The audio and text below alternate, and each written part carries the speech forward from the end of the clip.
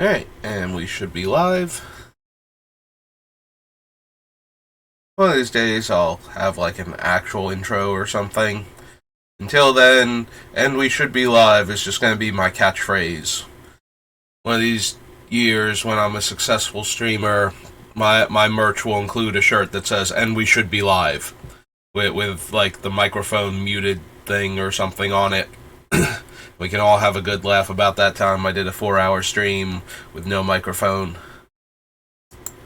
There's like 2 people that were here that would remember that. Assuming they're even still around at that point in time. Alright. Still not 100%. Still a little congested, still a little under the weather. I'm starting late because I woke up late today, but that's okay because my schedule got switched around a bit. So I'm not going into work until 4 o'clock my time. And it's 12:45 now, so we've got a few hours. So we have time to actually do some work on Braids. Yeah, one of the other managers, it's like her kid's birthday this Friday, and normally my brother doesn't work Fridays, which is why he can go to like F&M's with me without any problem, as long as I get out of work on time. But so he's going to be working for her this Friday, so to make the hours balance out, they gave her Tuesday instead, and since he doesn't have to go in tonight and be there to be the assistant manager for the shift change, I don't have to go in now until 4 o'clock, and I'm also getting out, like, I'm not even scheduled to close unless they, like, super need me to, which, you know, is whatever. I will stay and grab a few extra hours back, but the important thing is it gives me time to hang out on the internet and talk into the abyss. It's okay, lurkers. I do see the names, and I'm sure 1 or 2 of you aren't bots. I do get, what was it? I've gotten like a handful of follows on my Twitter account, and I've been looking at them, and I've realized every single one of my follows is like a graphic artist who specializes in doing things like banners and, you know, background stuff and whatnot for like Twitch streamers. So every one of them that's following me is hoping that I will notice them and decide that I need to start paying an artist for like cool stuff. And it's like, okay, but I need to be making money from this first. Like, I need to be like the small-time streamer who gets like enough views and occasional, you know, like, I need to get to the part where I can make money, is all it comes down to. Like, either this or the YouTube videos, also at SBR_BLD, if you're looking for me on YouTube, have to actually make me some kind of money before I can start upgrading the professional look of my thing. Because until then, I'm not really a professional, so I don't need a professional look. I know that would help, you know, but there's a whole lot of other stuff I would need to do first. Probably improve my audio quality, maybe get some actual visuals that are something besides, you know, this fine picture of Braids over here on Gatherer, so that people can see what her actual game text is while I'm working on her. Yeah. Okay.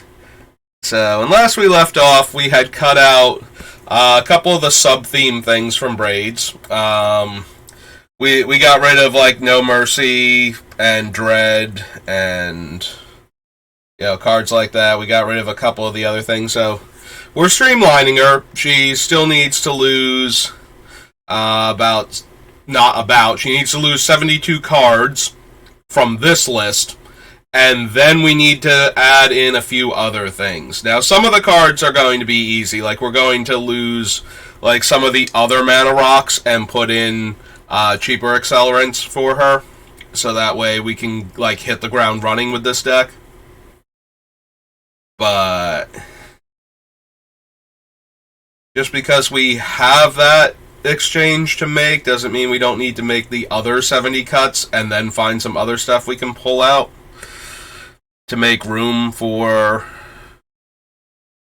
So, here's the thing. So, Braids, the way this deck is built, we are already going to be chewing through opponents' resources, but we have all of this removal down here. And we do need to be able to reach out and kill stuff. Like, if there is one card that is a problem and our opponents are just sitting on that one card, what are we actually doing here? Like, we can't just go, oh, well, they'll have to sacrifice it eventually. If it's really the problem, then we need to be able to reach out and kill it. So, alright, cut you. Get off of this list.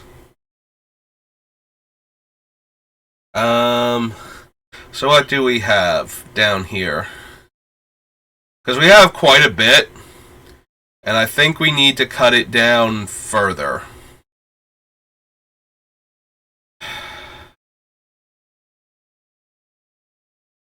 I'm thinking, like, the first one that comes to mind is Meat Hook Massacre. Meat Hook Massacre is in here because it is also an Aristocrats card on top of being a mass removal spell. So and probably Make an Example. Make an Example is okay because, like, let's say our opponent has one card we absolutely have to deal with, like one creature, and like 3 other creatures. If they realize that I'm definitely going to kill the one creature, they just put it in the one pile, and it becomes a 4-mana removal spell. But it hits every opponent like that. And opponents that don't have, like, a specific card that we need to get rid of, when they group their creatures, we just get rid of... If there's not a pile, like, if the smaller pile has something that's going to keep generating, like, card advantage or more... fodder for our things to, like, for them to feed to our things, and we hit the smaller pile, but for the most part we're just going to be taking the bigger pile to remove that many more permanents. So Make an Example is not a terrible card, even though we have enough control over what we get to hit that we will always get the thing that we need off of the board. Like, even if it's just each opponent guesses which creature I think is their best creature, and if they guess correctly, they lose that creature. Otherwise, they lose all of their other creatures. It is what Make an Example is. So, we're guaranteed to kill one creature per opponent, regardless of how they do it. So, I'm hesitant to cut that, because that's the minimum, like, that's the floor on the card, is we get the creature that we most want from each opponent dead. And then there's always the chance that they will mess up or not realize where my priority lies, and they will give me an even better thing than that. Like, so the ceiling is not tremendously high, but... And the worse the player is, the less I need the higher end of the ceiling, because if they're going to just let me have whatever I want anyway, then what was the point? But yeah, so basically, it's definitely going to kill everything that we need it to kill. You know, one creature per opponent. Whatever that one thing that most needs to die is, it's going. I mean, there's always a slim chance that I have misread the situation and they hide what is going to be their best creature in the pile I'm not taking. So, the floor is actually secretly, like, there's a basement that we don't know about with that floor. But that's going to require that I not understand what's going on with what their deck is doing and can't, like, parse it. There's also the hope that because the card doesn't make any sense at the time, that I will overestimate it. You know, like, the idea is that people put cards in their deck for a reason. So when you encounter a card that seems like a combo piece, but you don't know what the combo is, there's some, the mentality is maybe kill that thing because you don't know how it's going to kill you, but it seems dangerous. So there's always the chance that something like that can wind up in play, and it turns out that it's not the thing that I thought it was. You know, I mistook it for a combo piece, and it's actually like a value card in their deck, but I haven't seen the other things that let it generate value yet. So I'm expecting it to be a full-on get the game one combo piece. The other half of that is when they have it and it's normally a combo piece, but they're using it like a Macias. You don't let Macias the Unhallowed just chill on the board.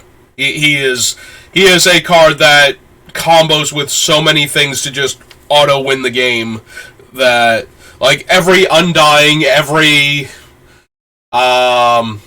creature that can remove its own +1/+1 counters to do things can go infinite with Macias very easily. So you can't just let Macias sit on the battlefield. So you can mistake him as a combo piece when he's actually a value engine. But yeah.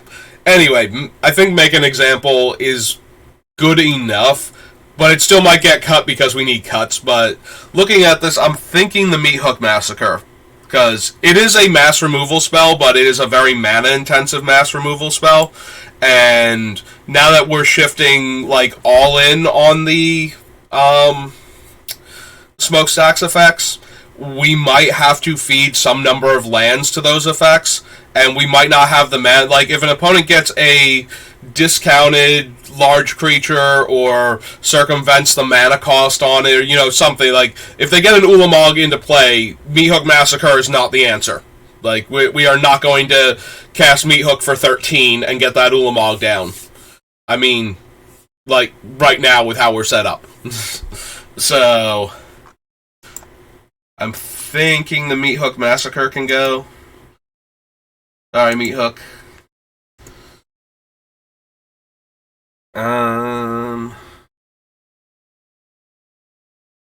Make an Example, Dead of Winter.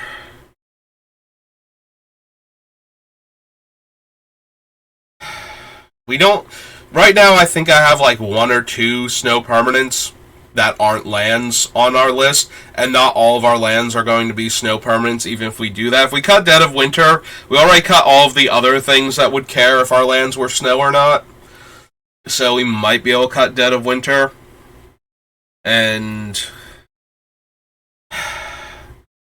the problem is, if we cut Dead of Winter, I kind of want another Wrath in this deck instead.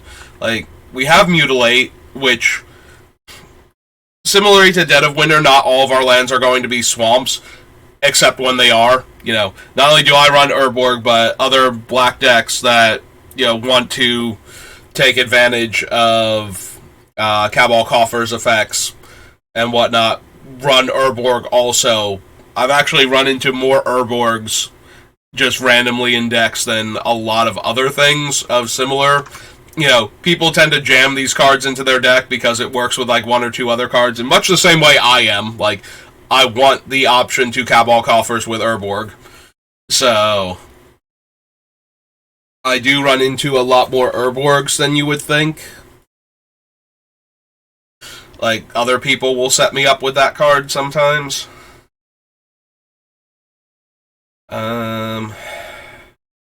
So I might want a different ref, like maybe... It might be possible I want to shift back to Ingarrick's Wake,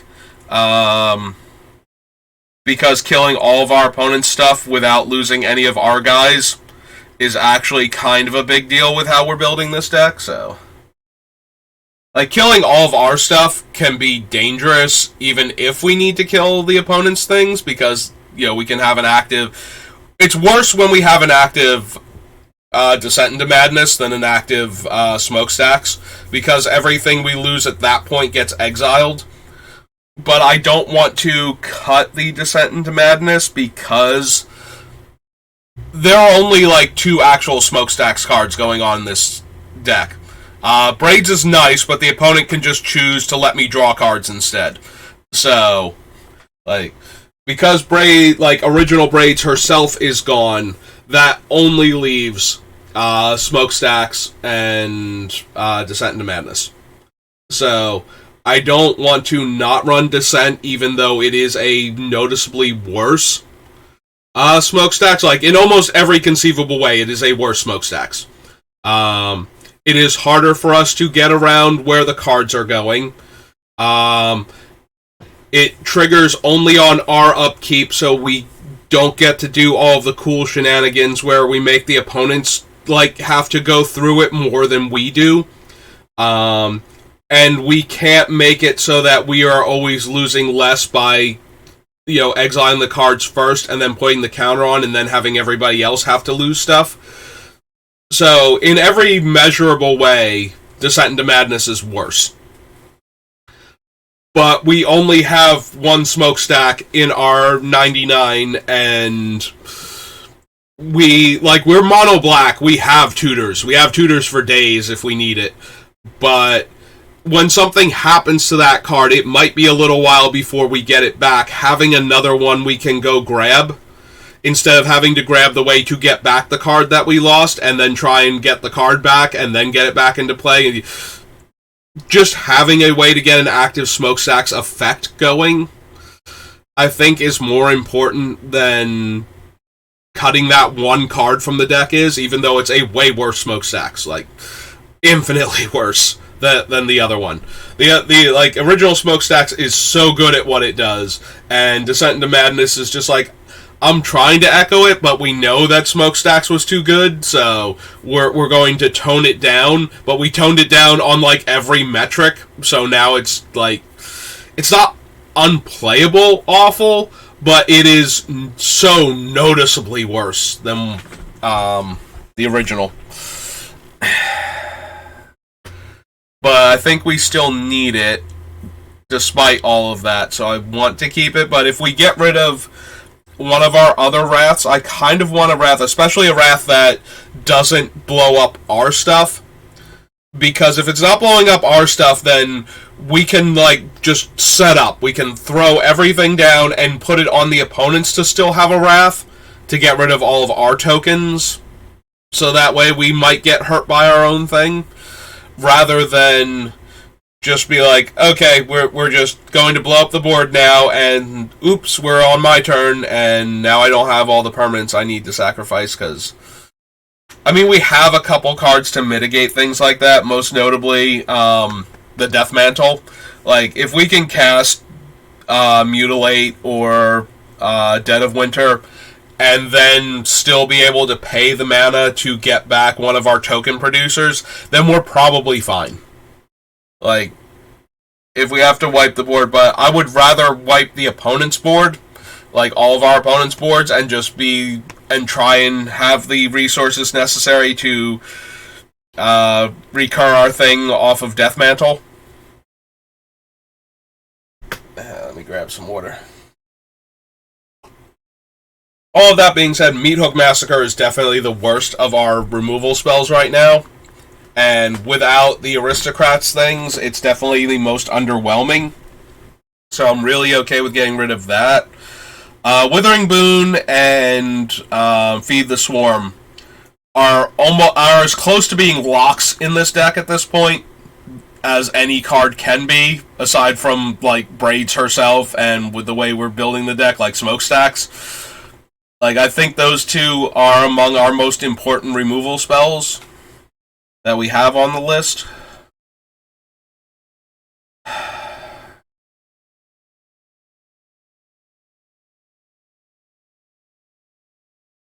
I kind of really want the Oubliette, only because it deals with certain things that are really, really hard to deal with otherwise, most notably commanders. Phasing out the commander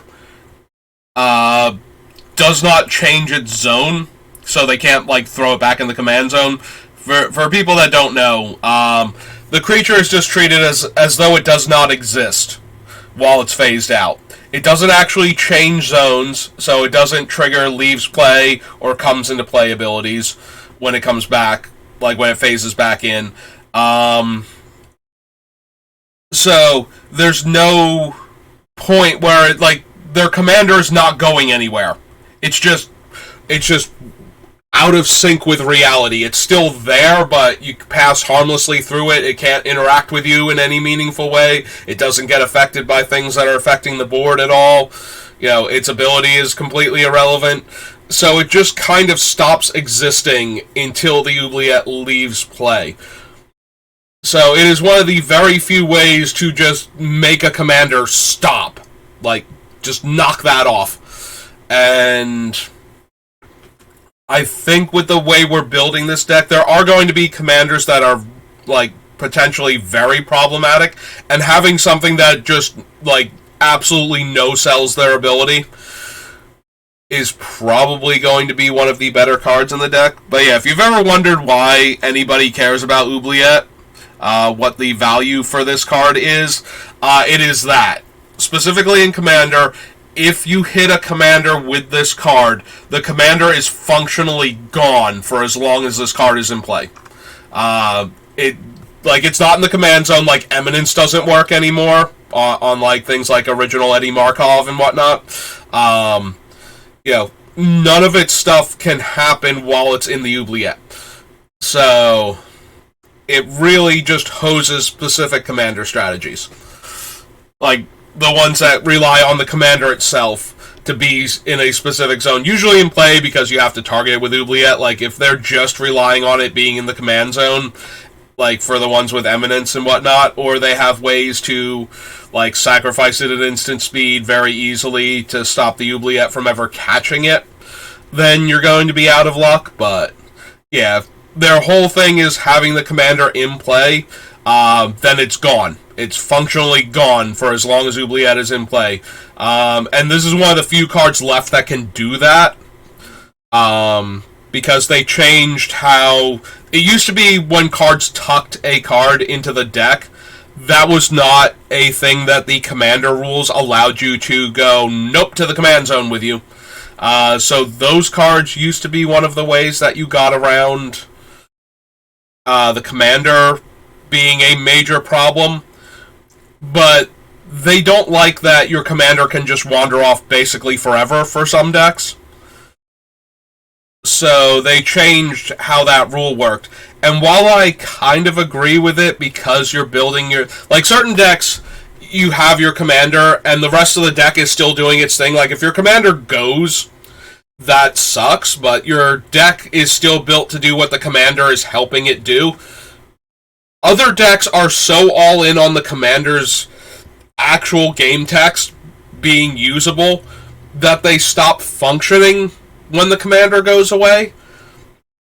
And those decks are the ones that used to get absolutely wrecked by that rule. And while that is sometimes important for some of the more degenerate commanders out there that don't have a good backup to their own ability being on the board, I can also see the argument that goes against the spirit of Commander, because the whole point is that you're supposed to have access to this card.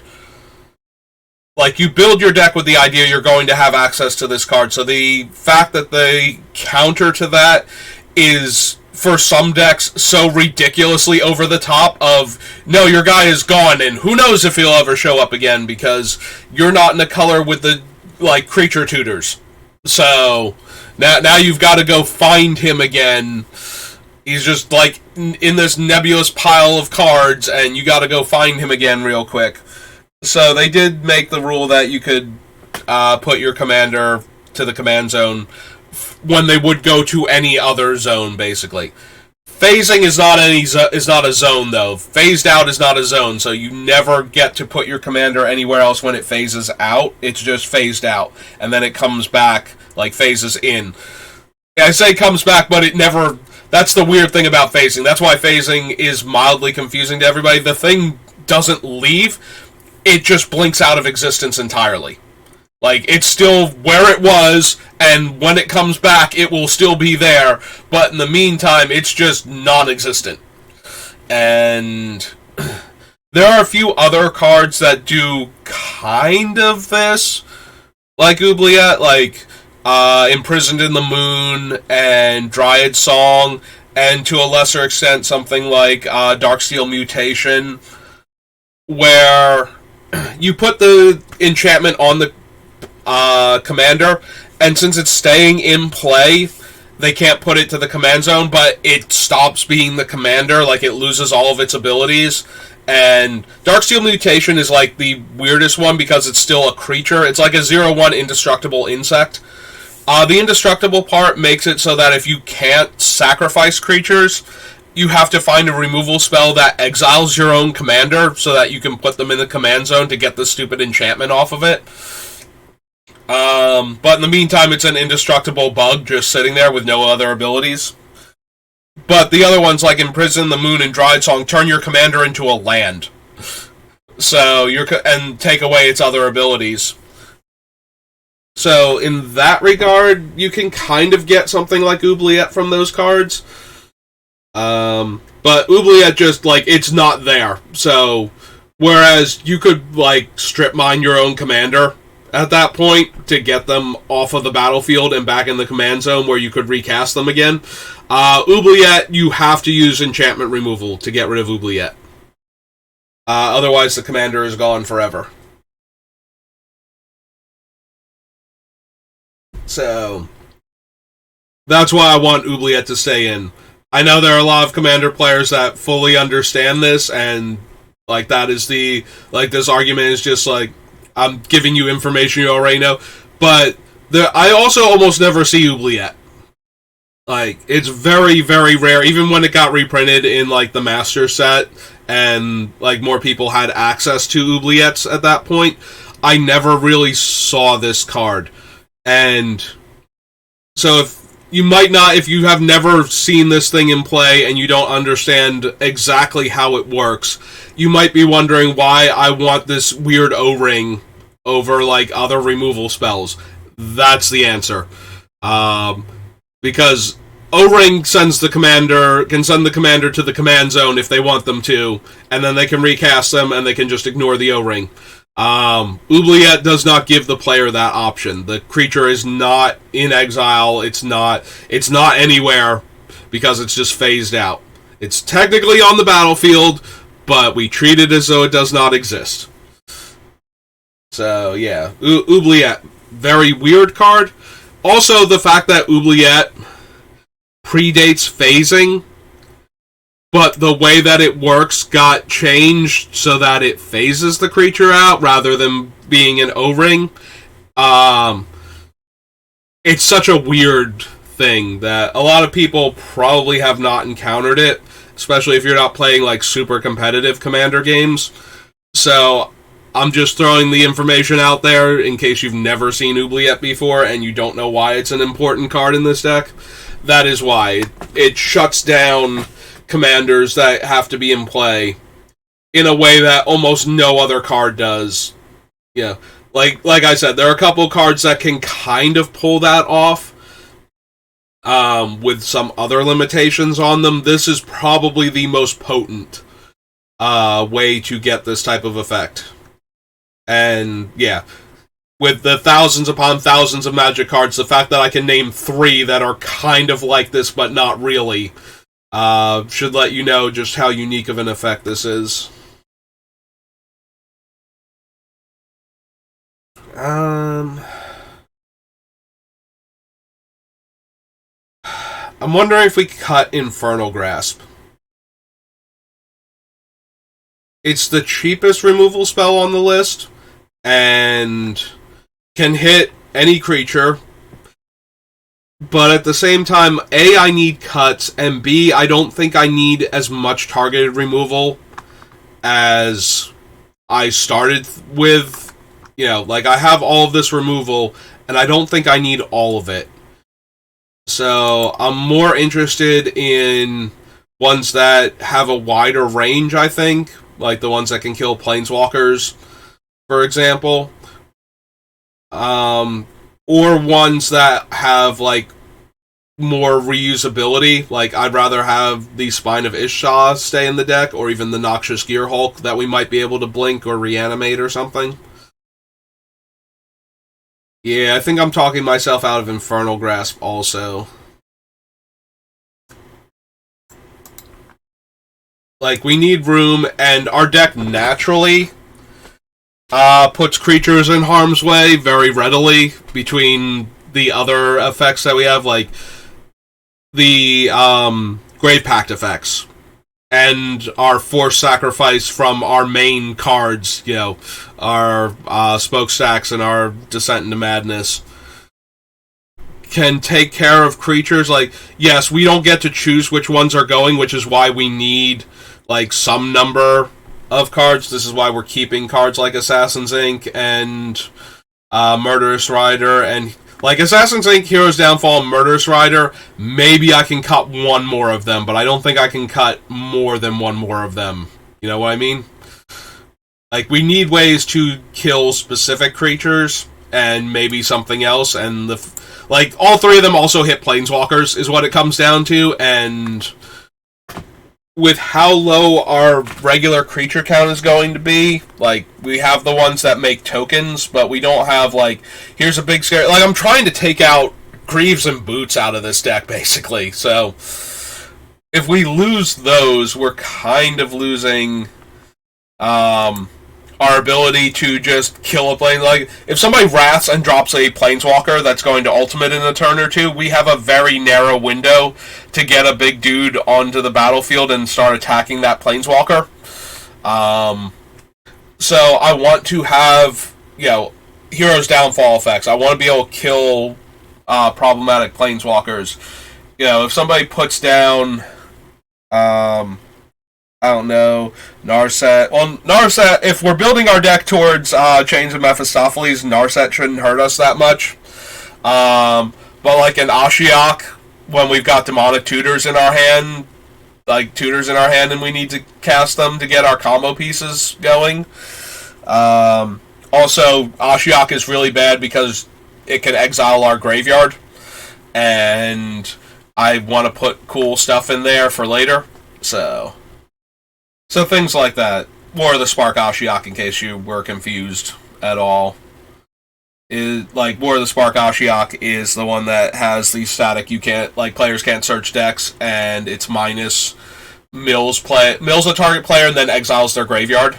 So, both of those effects, super bad for our deck. So, I want ways to be able to reach out and kill problematic Planeswalkers. Alright, let's go find these two. Oh, nope, not Infernal Darkness. We need Grasp. So we get rid of that one. And the meat. Sorry, Meat Hook Massacre. Alright, so down to 130. 70 more cards to go. See, we're making great progress. I keep saying this, but this has been by far the most interesting build. Like, not only for the ones that I've done on stream, but it's been a while since I had a deck where it's just like, no, this build is actually super interesting and fun. Like, where I have to think about every single card I'm putting in the deck now.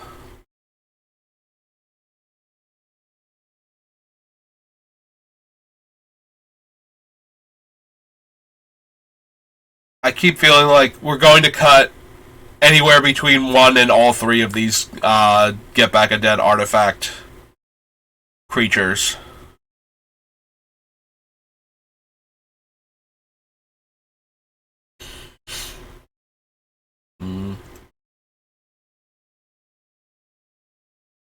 We need 70 cuts. I was about to say we need so many cuts, but I know how many we need. We need 70. And there are a bunch of things that are just kind of floating in this deck that have been on this list for forever. Like, maybe, is it possible we are losing cards like Death Cloud, Fraying Omnipotence, Pox? Like, can those cards go? Will those cards go? Are we... Also, we have Death Cloud, Fraying Omnipotence, and Pox. And I'm trying to keep cards like Dead of Winter. Yeah, these things are more... I have all these mass removal spells, and it's like, oh, by the way, these things are also technically all mass removal spells. Some of them let the opponent choose what they're keeping, so... But they do get rid of a lot of stuff. Although maybe, like I said, maybe Pox, Death Cloud, and Fraying Omnipotence are the ones that need to go. Like, they make players sacrifice large numbers of things, so those are worth considering at least.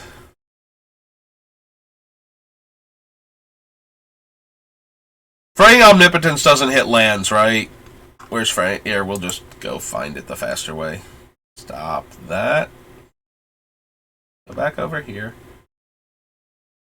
There we go. Let's go fraying. Fraying Omnipotence. Everyone loses half their life, discards half their hand, and sacks half their creatures, all rounded up. That was definitely the weakest out of those effects. Like, Pox and Death Cloud can both hit lands, is one of the big things. So that makes me more inclined. Yeah, that's another reason why I want to be able to reach out and kill Planeswalkers. A lot of this stuff does not affect them, because it's like the older cards, or because it just doesn't take Planeswalkers into account with the effect. So it's very possible for somebody with a Super Friends deck to have permanents that I can't interact with that are generating permanents, making token creatures and whatnot, that are allowing them to keep up with my smokestacks effects too far, like for too long. So, alright, so Fraying Omnipotence is the worst of the three. So, even if we're going to keep the other ones, I think that one can go. Because we do need room, and I think it's the most underwhelming of them.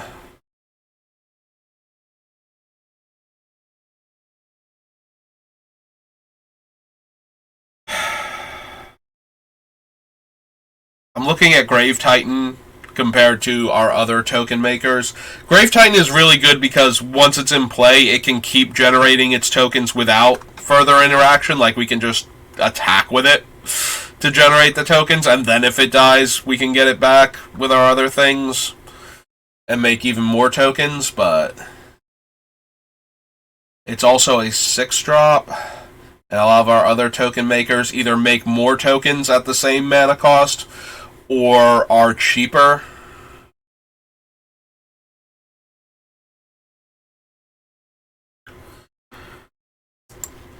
We have a lot of self-inflicted life loss, and I did kind of like this Shieldred as a way to gain back that life. But if I'm trying to put in,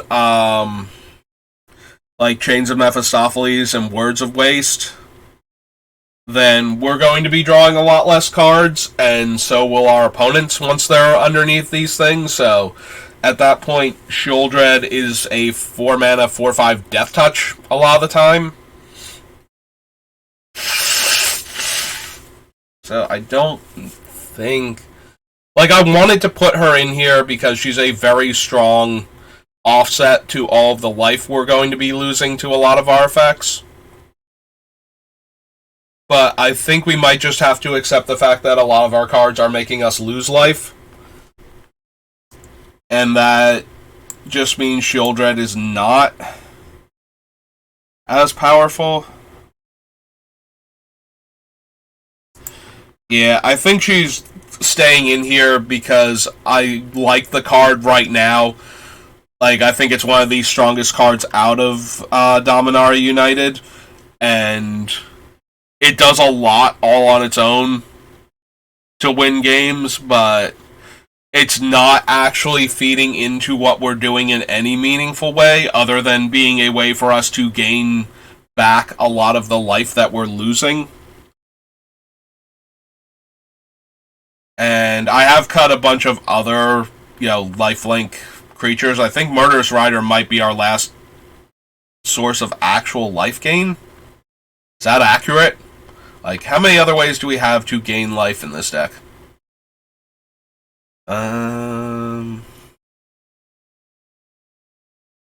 Pox, Koskin, Withering Boon, Desolation.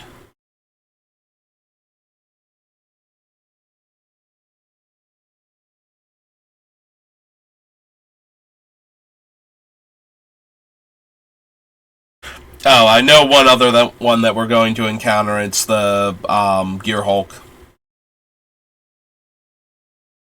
So that'll be 2.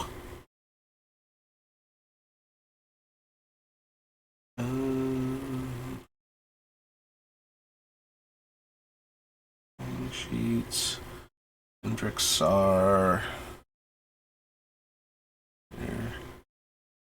Smallpox, what are you still doing on the list? I keep thinking that I cut that already. So, let's go ahead and cut it now.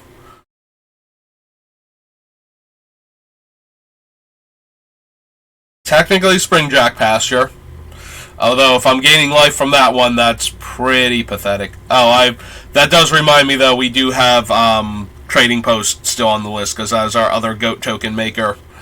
That does cost us life when we make goats, but we can discard cards from our hand to gain 4 life, so that is not an entirely irrelevant bit of text on that.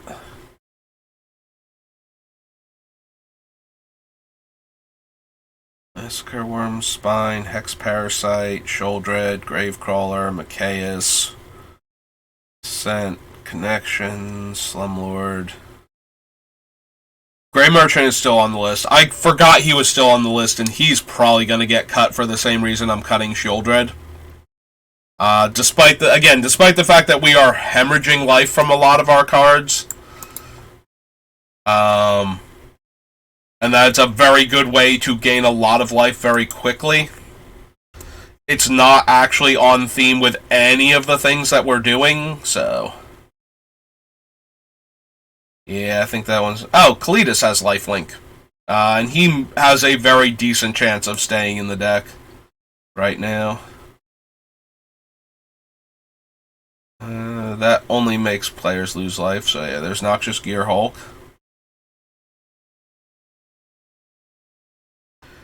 Oh, right, this guy needs me to have gained life in order to come back, and that is... This is one of the ones that is very easy to cycle through play multiple times if we gained life during the turn.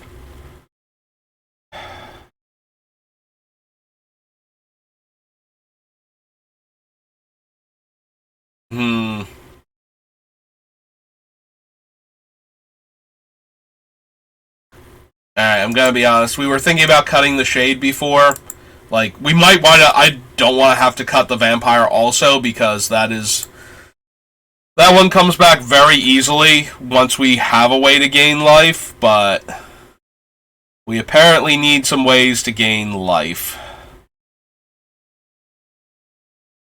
We do also have the Pest tokens from the one card. Like, one of the ones that makes creatures every time... Like, makes a permanent every time we're losing things, so maybe... Yeah, the bats only have flying off of her. I couldn't remember if they had lifelink too. I want to double check them while we were here, and they do not. Grave Titan, Reassembling Skeleton, Sundial, Boots, Strionic, Open the Graves, Dead of Winter. Technically, we can gain life off of Sling Gang. Sling Gang, by the way, I mentioned it when we were looking at the Marionette Master the other day.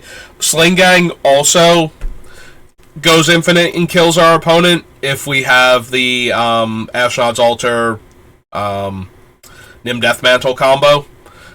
You sacrifice one of the goblins, the opponent loses 1 life, and you gain 1 life. And then you sack the other goblin and the lieutenant for 4 colorless mana, and then you put them back into play and lather, rinse, repeat. So that one also allows us to go infinite, but is also 3 bodies for 4 mana. So it's 1 more mana than the Weaponcraft Enthusiast to give us the ability to occasionally go infinite. So... While that is not the primary focus of the deck, it's still doing enough for what is the primary focus that I am willing to keep it in. Also notable, it's not another goblin. The Sling Gang can, in fact, throw itself at the opponent, so if I get it back with Dawn of the Dead, I'm 99% sure that is accurate. Let's triple check that. We'll go over here to the Gatherer thing real quick, and we go... Sling Gang. Let's double check him. Yeah, sacrifice a goblin, target player loses 1 life, and you gain 1 life. So if you bring him back with Dawn of the Dead, or I think that's the only effect that would exile him at end of turn that we have left, we can sacrifice him to himself so that he's... And we would get the life back that we spent, like the 1 life that you lose on your upkeep from Dawn of the Dead. And then we would have 2 goblin tokens for the next time we need to sacrifice stuff. So it's still doing the thing, without necessarily, like it's, yes, we can do a very aristocrats thing all of a sudden where we just kill our opponent because of all the death triggers, but that's not the only reason why it's in there. Like, it does still work with our other things, whereas a bunch of the other aristocrats cards we cut only do the thing when we're going infinite, basically. So Theomancer, too low impact. Do we need to cut her? Maybe. Like, legitimately maybe. Glasscast Heart also makes lifelink vampires, which can be relevant. And Camber, when any creature... Okay, so we do have a handful more life gain sources than I thought we did. I keep coming back to this Black Market Connections, and I keep thinking that it's probably not going to be good enough. Also, Barakos might go. Like, it's pretty easy for us to have 2 of her 4 party member types, so her attacks would get us 2 treasure tokens. She does have to attack, though, in order to make those tokens, and we have a bunch of other... Yeah, you know what? Barakos can go, definitely. And I'm inching closer and closer to this Black Market Connections going, so...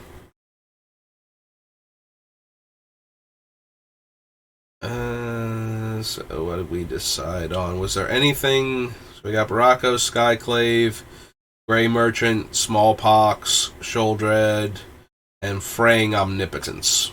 So yeah, nothing that should be on these lists. Alright. Let's scroll back up. Knock all those cards off the list.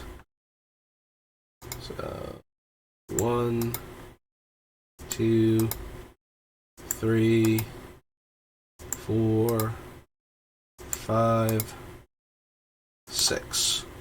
124. 64 more cards to go.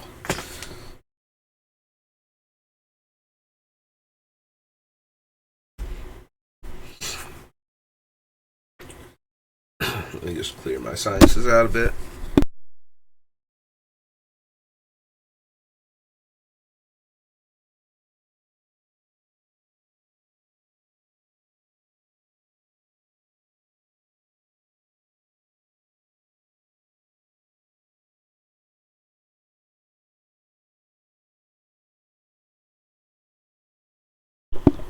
Okay. All better. Here. Let's back up to Braids. Before I wind up with all of the options for my thumbnail being pictures of the Sling Gang instead. Because I do like the way it looks when it has like Braids up on the page. As far as the thumbnail goes. I think it's way better looking than the times when I just had like text up there. But yeah, unfortunately we still need literally 64 cards to come off of this list. And it might be Infernal Darkness.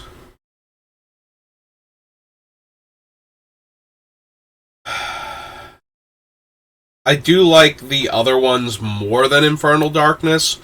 And Infernal Darkness does require... Like, this one requires that I have the things that are stopping me from... like, allow me to remove the counters off of it, so I don't have to keep paying the higher and higher cumulative upkeep on it. Whereas the other things, like... our enchantment and our artifact, our smokestack's effects... Those ones are staying in the deck regardless, and being able to manipulate their counters downwards when the situation calls for it is really potent, so I want that option to remain in the deck. But with Infernal Darkness, I really desperately need one of those to show up within a few turns of casting it, or I'm not going to be able to maintain it very long and I'm going to lose a lot of life trying. And at that point, I would rather have like a Tangle Wire for a similar effect. If I'm going like a 4-drop card that constricts what our opponents can do for a few turns and then goes away. I think Tangle Wire would be a better card than Infernal Darkness at that point for that type of effect. So yeah, I think we're finally going to cut Infernal Darkness. Like, I do like it. It is doing a thing that interacts with our other cards positively, in that it's restricting what our opponents can do.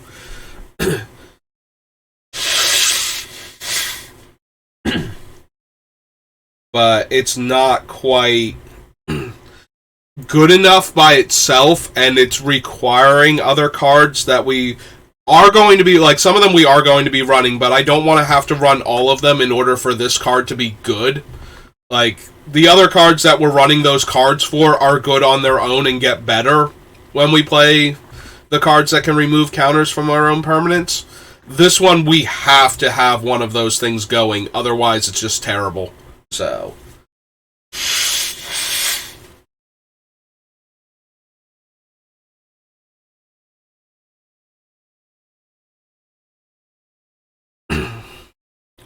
yeah, I'm still very seriously considering keeping this Dawn of the Dead in.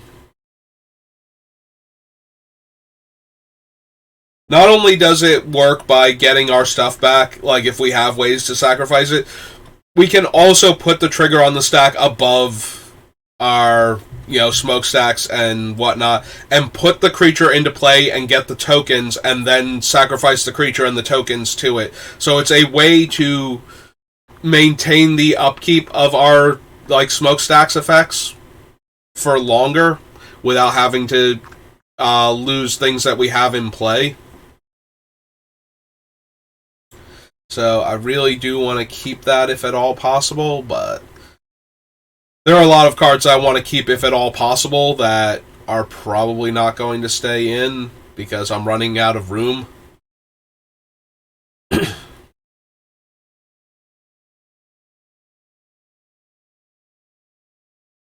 Jack, Reliquary Tower, Bloodghast, Expedition Map.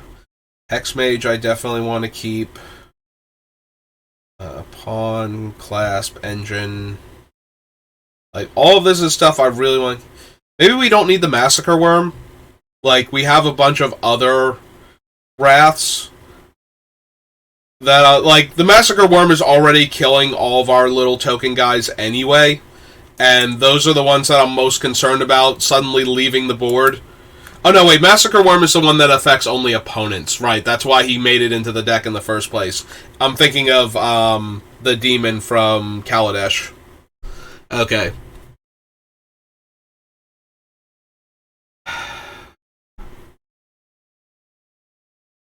I do like the effect for killing all of our opponents' little guys, so maybe... Alright. So I keep, almost cutting this Shieldred. She's a slightly better Dawn of the Dead in that, while she, if I have the choice between which one is going to be in play, if both of them are going to survive any amount of time, obviously I want Shieldred.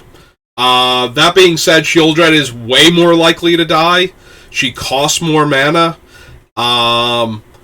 And her Abyss effect is barely adding anything to what we're already doing. Like, if we're already doing our thing, our opponents might be out of creatures anyway by the time we get her down and get her going.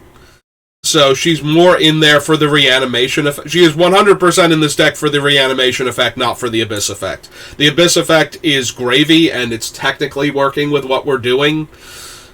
So she was absolutely going on this list. But I really feel like she is one of the most vulnerable pieces of this deck. Like, we're going to spend a lot of mana to cast her, and then she's going to die without having done anything. Because a lot of our stuff, like killing any one of our individual creatures, is probably a low priority. outside. Like, a lot of our things reanimate or make tokens. So killing a singular creature that we have usually is not going to be that big a deal for our opponents. Like, their target of removal is either going to go elsewhere or has to be saved for our absolute worst thing. So Shieldred is probably in that category because she's generating too much card advantage by bringing back the creature that makes the tokens. So if I wind up cutting the Greaves and the Boots, I'm not going to have any way to protect her, and she is going to eat the first removal spell that most of our stuff would even be considered targetable at that point, you know. Like, nobody's going to want to hit one of our token makers with, like, a Doomblade. Well, not a Doomblade. Like, nobody's going to go for the throat on one of our, like, token makers when we have lots of ways to get them back. But Shieldred is almost definitely going to eat a removal spell, and recasting her at 7 mana, even if we get her back, she's eating up a lot of our turn when we cast her, and there's a very high chance that she'll have a very low impact because of that. Like, because we're not presenting enough targets. We're relying on other players presenting targets to have the removal all be spent by the time we're playing Shieldred. And let's be honest, if our opponents are, like, going after us, then we're probably doing a thing at that point that merits, you know, like, Shieldred's not going to add anything to that because we're already locking up the game, so they're targeting our stuff because we're the major threat. Like, she's still very good. She is very good in this deck, primarily for reanimating our stuff. The fact that she might kill an extra creature is probably irrelevant 99% of the time. Either we're killing everything, or we're not killing anything, and we are more worried about setting ourselves up. But we need cuts.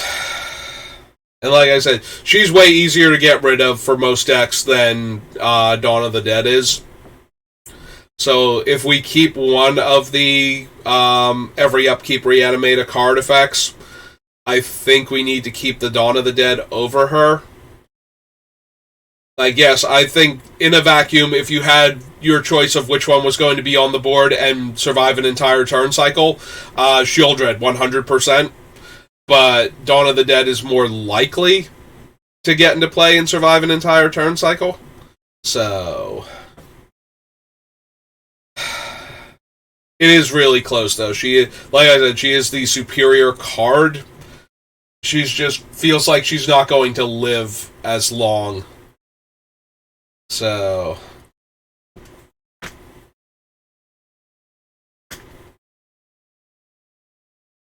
hang on one second. We've had some, like, leaks back here from all the rain, like, getting, like, up under the roof tiles, and I just heard something drip, so let me see if I can figure out where it's hitting now. Alright.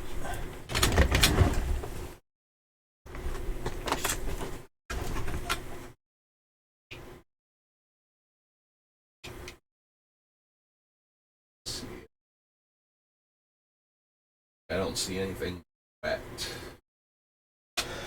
That wasn't already.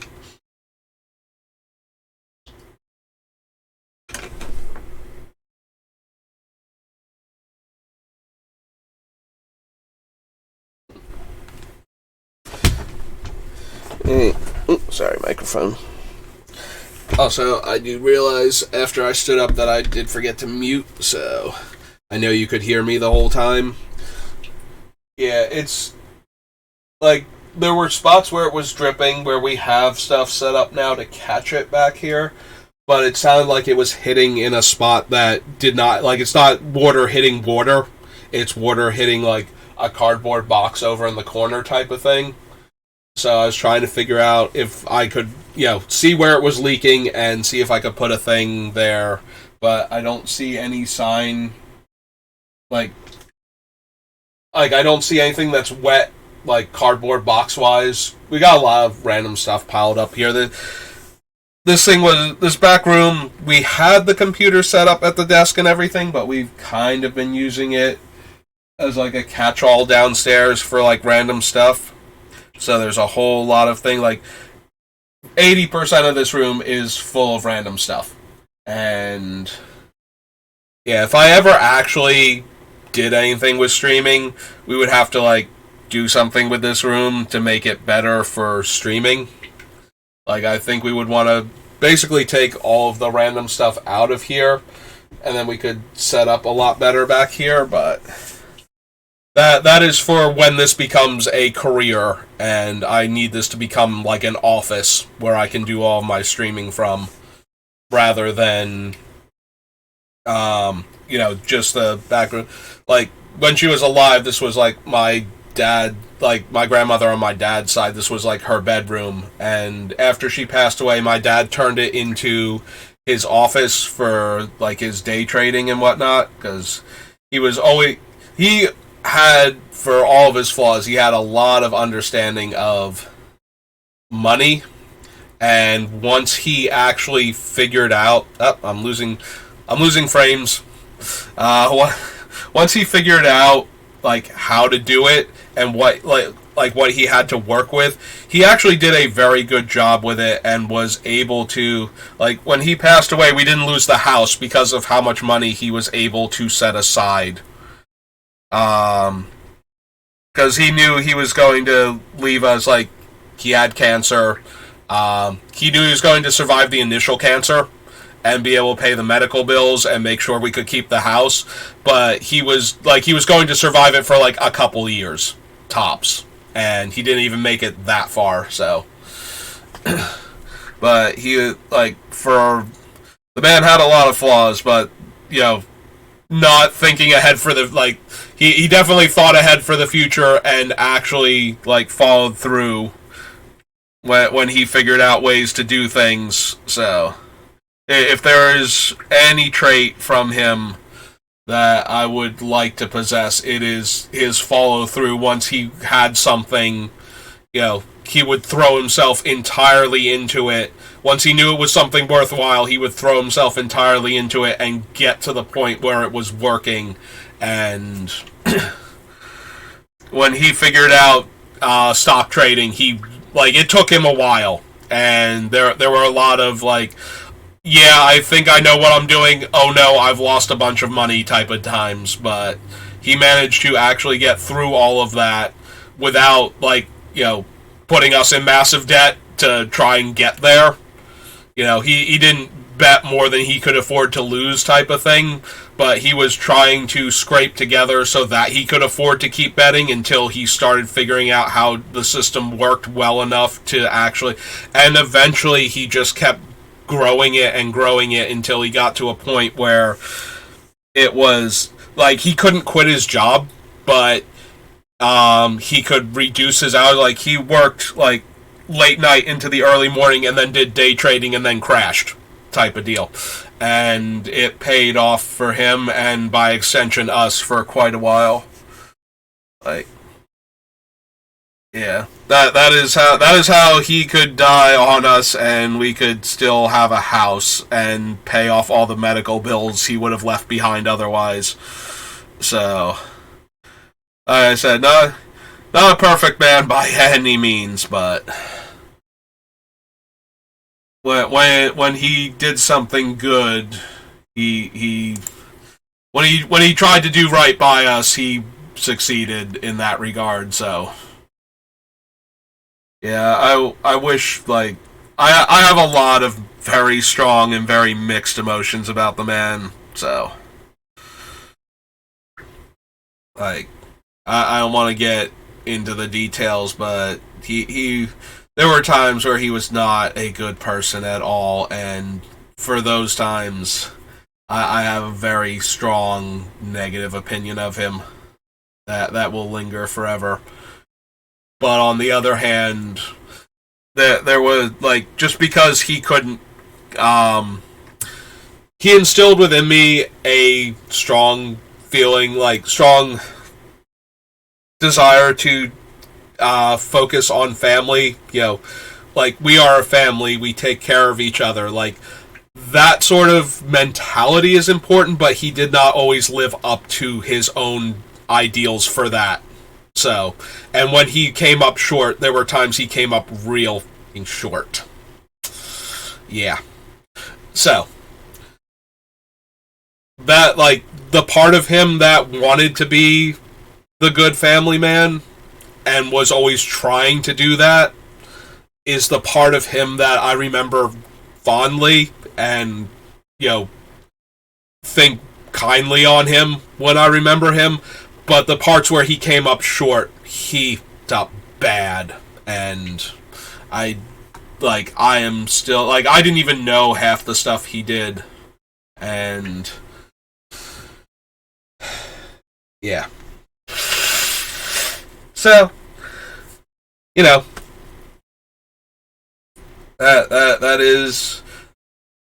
is my dad. And now he kind of sits in a jar on the fireplace. So,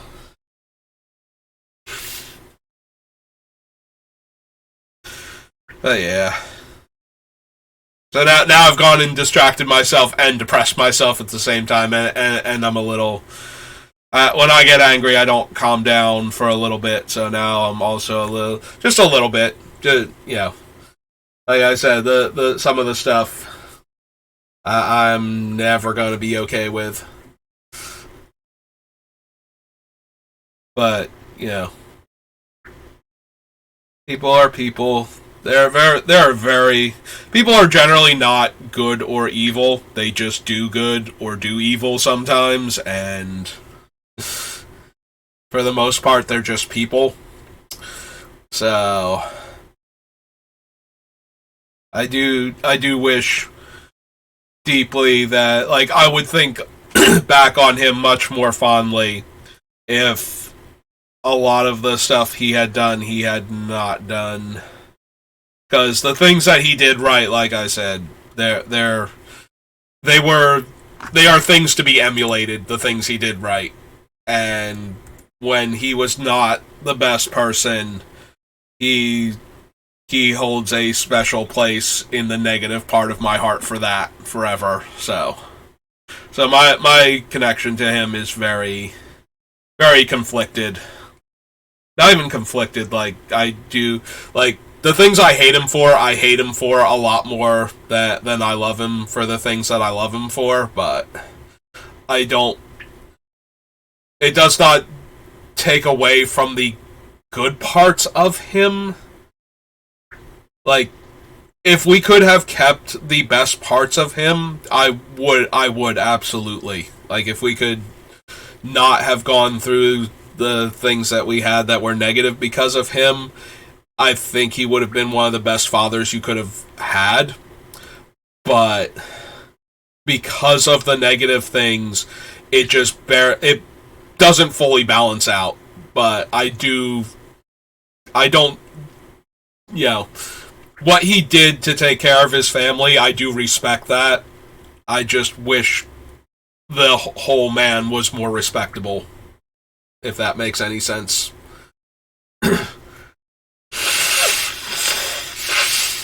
Like, if I were an outside person judging what he did, I don't think I would think very kindly of him at all. Like, but because I was there and experienced the good things that he did for us also, and because I was, unaware of how bad he was at times, like some of the worst things he did, it kind of, like, I find it out post-mortem after he's been dead for over, like, 10 years, like, some of the things that he did, and like, he's been gone for almost 20 years now, but, like, when we talk about him, I think I'm going to cut the Ophiomancer while we're discussing all of this. I think I'm going to cut the Ophiomancer. She only makes one token per turn if I'm not sacrificing the token for other things.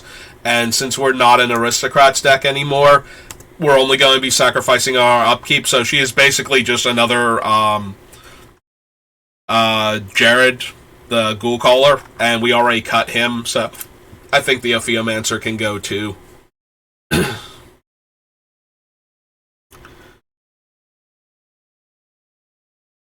Yeah, my dad, ladies and gentlemen.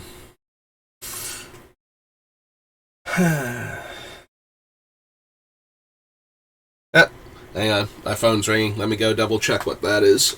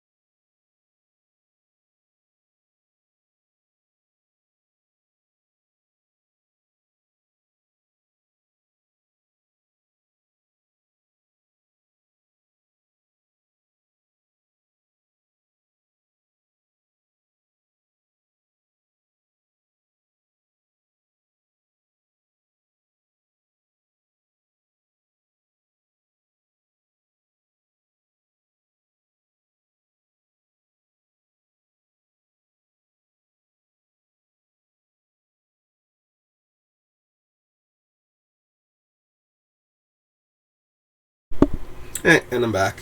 It's my grandfather. He was worried because normally I've called by now to, wake my brother up. So my brother stays with him because he's not. He doesn't have a lot of problems, but my grandfather, he can be very forgetful, especially now. Like, he was always forgetful before, but it's gotten, worse.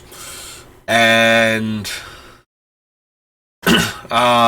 so my brother stays over there. He also had like a fall a couple years ago that necessitated him going to the hospital. So that way there's somebody with him during the overnight.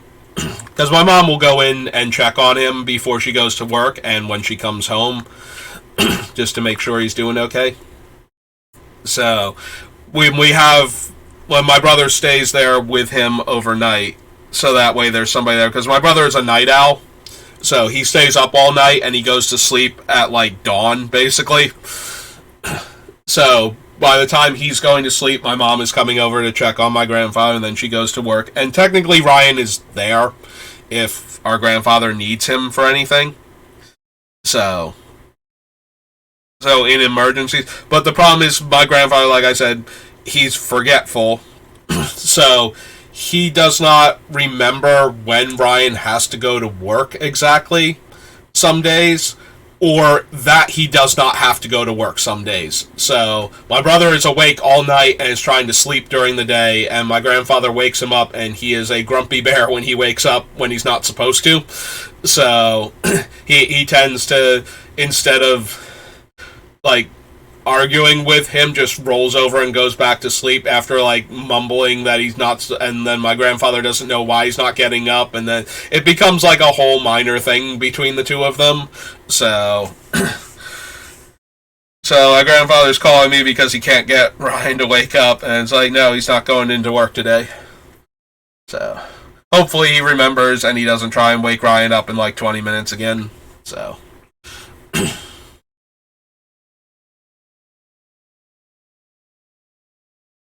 he just lets Ryan sleep.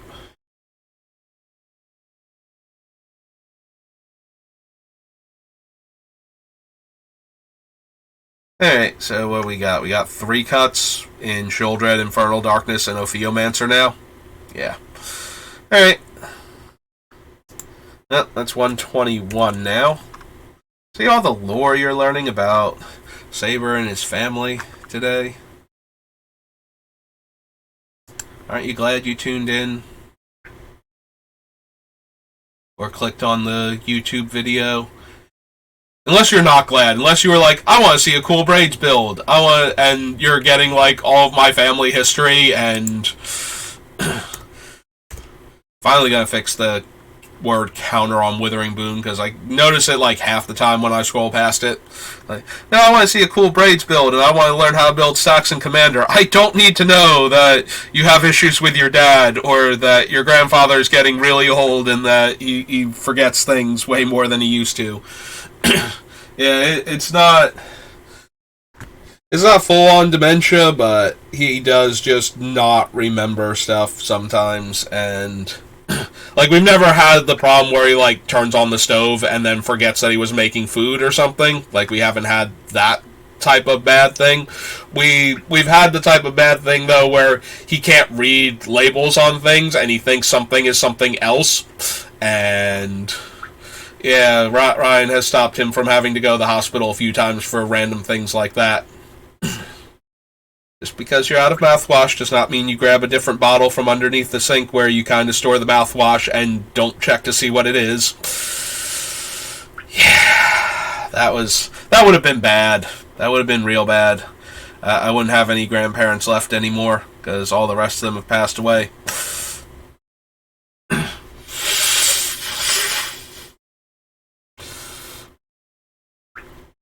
So yeah, Ryan staying with him kind of a big deal, and but the way the man is set in his ways and the way Ryan is, he keeps waking him up like hours before he needs to be anywhere or when he doesn't need to go anywhere to begin with, and Ryan gets really frustrated with that, and he's too exhausted to actually get into it with him. So it's more like the no, let me sleep, but like grumbly, growly type, and then roll over and try and go back to sleep. And so then my grandfather's like, no, he's being lazy, he won't get up, and he's got to go to work. And it's just like, can you please stop waking him up when he doesn't need to go? Like, he's there to help you. Please stop punishing him for that. Like, I know he, like, when he can't remember, he can't remember, and he's not doing it out of malice, but it happens so often you would hope that it would stick after a while, but because our schedules are not 100% locked in stone, and like every couple months it changes like when we're going in, so like he kind of remembers that it's around 2 o'clock right now, like that's what it's been, so he's not like that far off. Like normally I've had to quit by now and get ready for work like half an hour ago, but it is still um it's still a thing. Like Ryan is there to help him out, and yeah, in case you're wondering, like, yeah, Ryan does have like his own online stuff. Like he doesn't stream or anything or make content, but he does. And I always mean to ask him if he wants me to refer to him like via anything other than that. When I'm doing this, like I refer to myself pretty much exclusively as Saber when I'm doing this, out of habit, because when you do a lot of online stuff, um, there are always people that are weird, you know, and not in the haha that's funny, you're so random kind of way, but weird in the um I don't have enough human contact on a regular basis. Let me latch on to people I find on the internet, and those type of situations you want some kind of distance between your non-online life and your online life, and so I keep referring to myself basically exclusively as Saber when I'm doing this because of that. So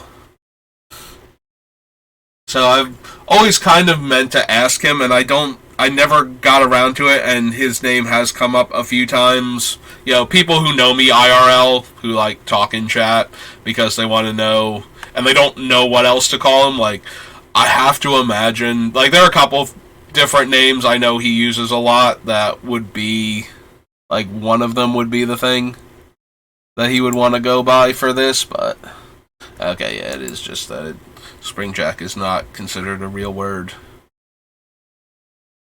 But yeah, so I do refer to him by his actual name because of that. For the longest time, I was like, my brother, my brother, my brother, over and over again. But I think I've called him Ryan enough times at this point.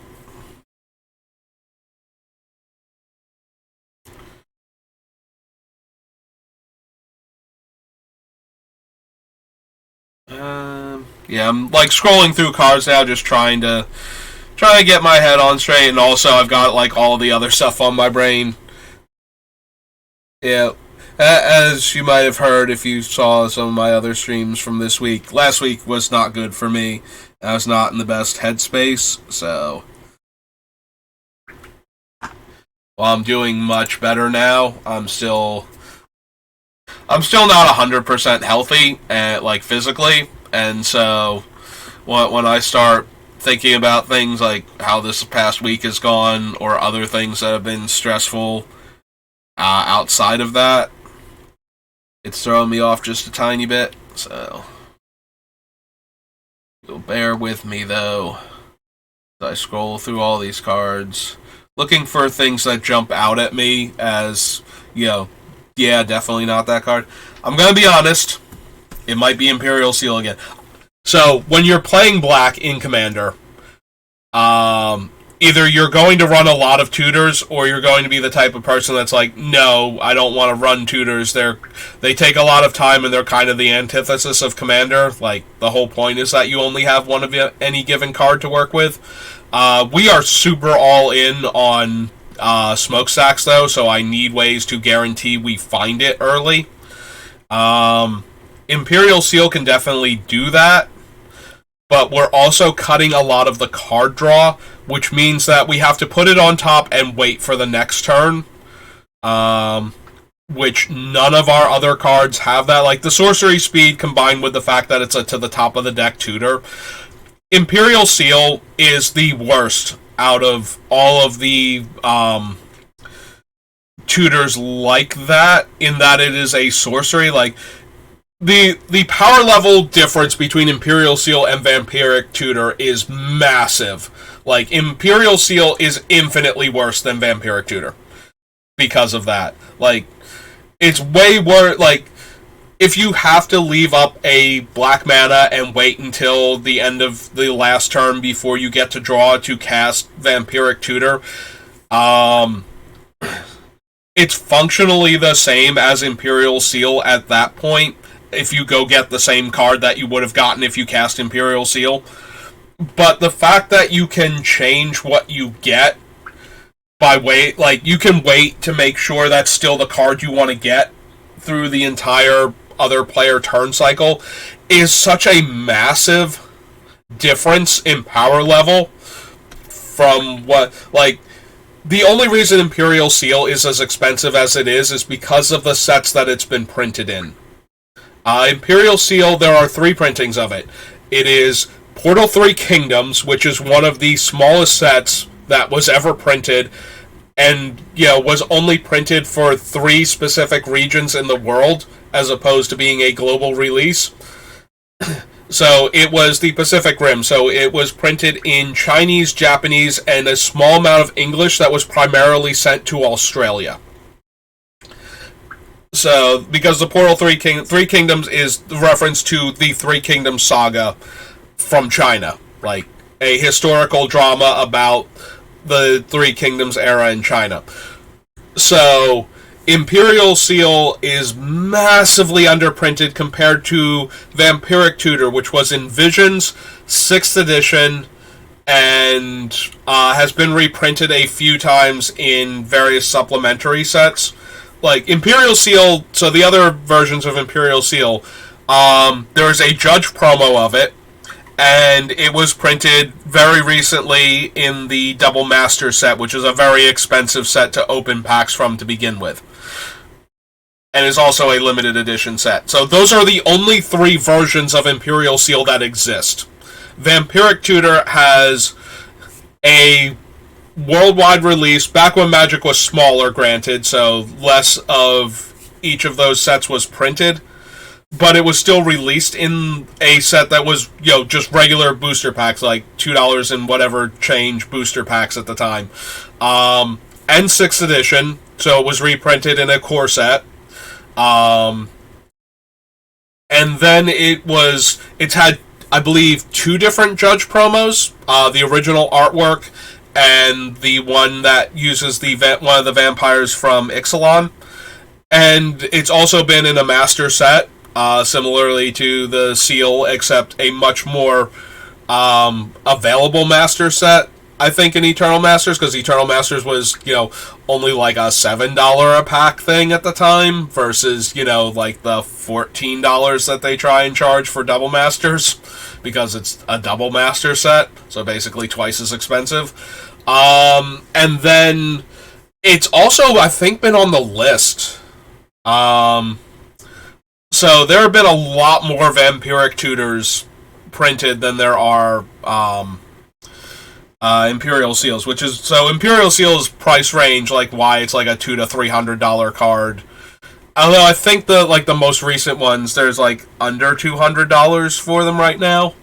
But yeah, for the longest time, Imperial Seal was like $200 to $300 and probably more. Like, I keep losing track of what things are worth when I don't have to try and buy them. So yeah, Imperial Seal, incredibly expensive, way worse than Vampiric Tutor.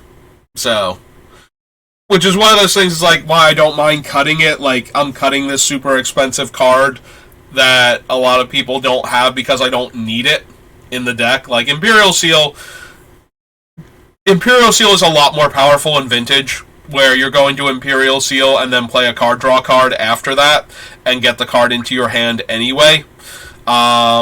Like, as long as you can do that, your combo decks can almost definitely do that because they're going to have a lot of cantrips in them. Imperial Seal is just a bad Demonic Tutor at that point, and Demonic Tutor is insane, so, bad version of insane card can still be very, very playable. Also, if the cantrip is drawing you multiple cards or doing you anything else that you need it to do, in the meantime, you are going to need to cast that card anyway. So, like, if you're storming off, you are going to cast this cantrip. If you Ancestral Recall yourself afterwards, you're just locking in what one of the cards is. So, yeah. If you need to make sure the coast was clear with your Phyrexian Probe or Gitaxian Probe anyway, then, yeah. All of that stuff. So Imperial Seal, way more powerful in Vintage than in Commander, I think. In Commander, you have to have multiple ways to guarantee you can draw the card immediately. Like, you need to have a lot of card draw in your deck, and then Imperial Seal becomes way more viable. At that point, Imperial Seal is kind of pseudo-Demonic Tutor. Like, it's trading in your next draw for shaving a mana off of the casting cost. But yeah, Vampiric Tutor, way more powerful than Imperial Seal, which is why it's always the one that gets cut. It's not... some players confuse the scarcity and price with the power level of the card, and Imperial Seal is grossly inferior to Vampiric Tutor because of... Like, if you're going to cast it and you have to wait until your next draw step to get it, like you have to go through the entire turn cycle, then Vampiric Tutor cast during the last opponent's end step is infinitely more powerful than Imperial Seal. So, and because we're cutting card draw on our own turn that we would have control over a lot of the time, Imperial Seal is just going down further and further in my estimation. Like, all of the other tutors that we have on the list are better than it. Grim Tutor gets us the card immediately, and the one from Modern Horizons 2, Profane Tutor. So, Profane Tutor is bad when we needed the draw right now. Like, we're in a top deck mode and we draw a card and it's Profane Tutor. It's just like, that's not going to do it because we don't have the 2 turns. That's really bad. Profane Tutor, when we're a combo deck and we need to find a combo piece to, like, shut our opponents down, we can suspend this any point in time in the early game, and when it comes off of suspend and gets cast, it's going to get us whatever we need at that exact moment. So the Profane Tutor, I feel like, is a lot stronger than Imperial Seal for that reason. Like, by the time we can cast it, we are getting whatever card we most need on that turn. So we set it up and then we just pass. And if we get back to our turn and we're not ready to combo off and we just get like a soul ring or something, or some sort of value card to sit behind and generate value while we wait for our other things to show up, that's fine. But if we're ready and we untap and this comes off suspend and we can go get smokestacks or something and just be like, okay, we're doing it now. I'm fine with that. As opposed, the fail case for this is 2 turn cycles that we have to wait, whereas the fail case for Imperial Seal is 1 turn cycle. And now we've committed to it, and we're skipping the draw step of that turn to get this card, whereas the Profane Tutor, we still get the draw step on top of that. So, we get that card and the thing that we draw for the turn. I guess the fail case, the worst fail case, is somebody puts down, a Mind Lock Orb effect where we can't search our decks before the Profane Tutor goes off, or, gets, original creature to fairy down. One of those things where I can't cast the spell anymore. Or the spell does nothing, but other than that, I just redlined. Again, I don't super mind when I drop frames. I just wish I knew why I'm randomly dropping frames over here. When nobody else is doing anything. Is it my computer? Is it my internet connection? What thing exactly is dropping my frames into the red line? Because it's not like I'm doing anything where my frame rate suddenly chunking is going to be a problem, but I have been thinking about adding other stuff to the channel. I do play Dissidia Final Fantasy Opera Omnia, which is a mouthful, but it is a Final Fantasy free-to-play gacha mobile game where it uses the Dissidia fighting style with the bravery and the HP attacks and breaks and whatnot, but it's turn-based instead of a real-time fighting game. Dissidia was a 3D fighter that used that mechanic, one-on-one fighting game, and Opera Omnia switches it back over to a 3-man team turn-based fight, but it still uses the brave attacks versus HP attacks and breaking characters and break bonuses and whatnot to do the damage. And I do like the game. I have not spent a single penny on it, and I have a lot of fun with it, so I don't mind it. Also, I do love Kingdom Hearts, and the mobile game Missing Link is coming, and I might want to be one of the first people. Obviously, there are going to be a lot of first people because it's Kingdom Hearts and it's popular, and plenty of people played, Union Cross and whatnot, including me. I got into it a year after it came out, and that was my first gacha game, and I wasted a ton of money on that game. A ton of money on that game. I wasted an amount of money that if you actually totaled it out and showed it to me, I would be appalled by it, I am certain. I don't know how much, but I am certain it's over $1,000. And I don't want to know how much more. I don't want to know. I don't want to know how much money I wasted on that game. I will admit I had fun with the game, but it was a waste of money. It was a massive waste of money. So yeah, I'm going to be that was the one that taught me how to approach gacha games, how to think about them, how to not get sucked into the mentalities that gacha games prey on, because they do. They set you up to make you want to spend the money on it, and because the money was not small, obviously. You don't spend you can very easily spend $1,000 on a mobile game, or a game with microtransactions, not even mobile, I use mobile games because they're the ones where the market is most set up that way, but games with microtransactions, you can very easily spend $1,000 on them buying like a dollar thing here, a dollar thing there. But no, I was buying like the large gem packages because I was doing a lot of pulls in that game, like, and I wasn't even getting like the pull video content out of it. I was just pulling to get stuff that I wanted in the game. I'm pulling on banners without like mercy systems. I'm pulling on ones with obscenely high mercy systems.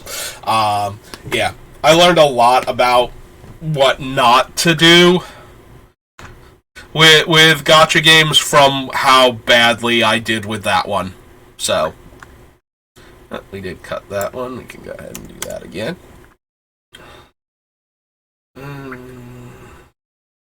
We cut the Theomancer.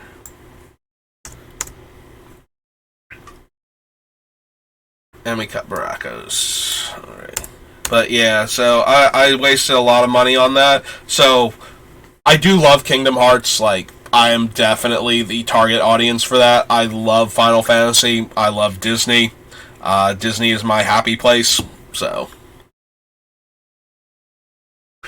when you put that chocolate and that peanut butter together, that is my jam, 1,000,000%. But so I will be playing the game. I'm going to try to avoid all of the pitfalls. The one most likely to not get entirely avoided is I will probably be down for whatever VIP thing that they have. So a lot of gacha games have like a VIP thing that you can buy. Like, some of them are weekly, some of them are monthly. That give you like whatever the resource you most want is, like whatever the pull resource is, like give you a good deal on that, but you can only buy it the once. That's why the deal is so good. And they usually throw in a bunch of other things. And I think that if you are going to spend money on gacha games, most of the time, it depends on the game, obviously. Every game is different, and what their VIP things give you and what the cost on them is different for all of them.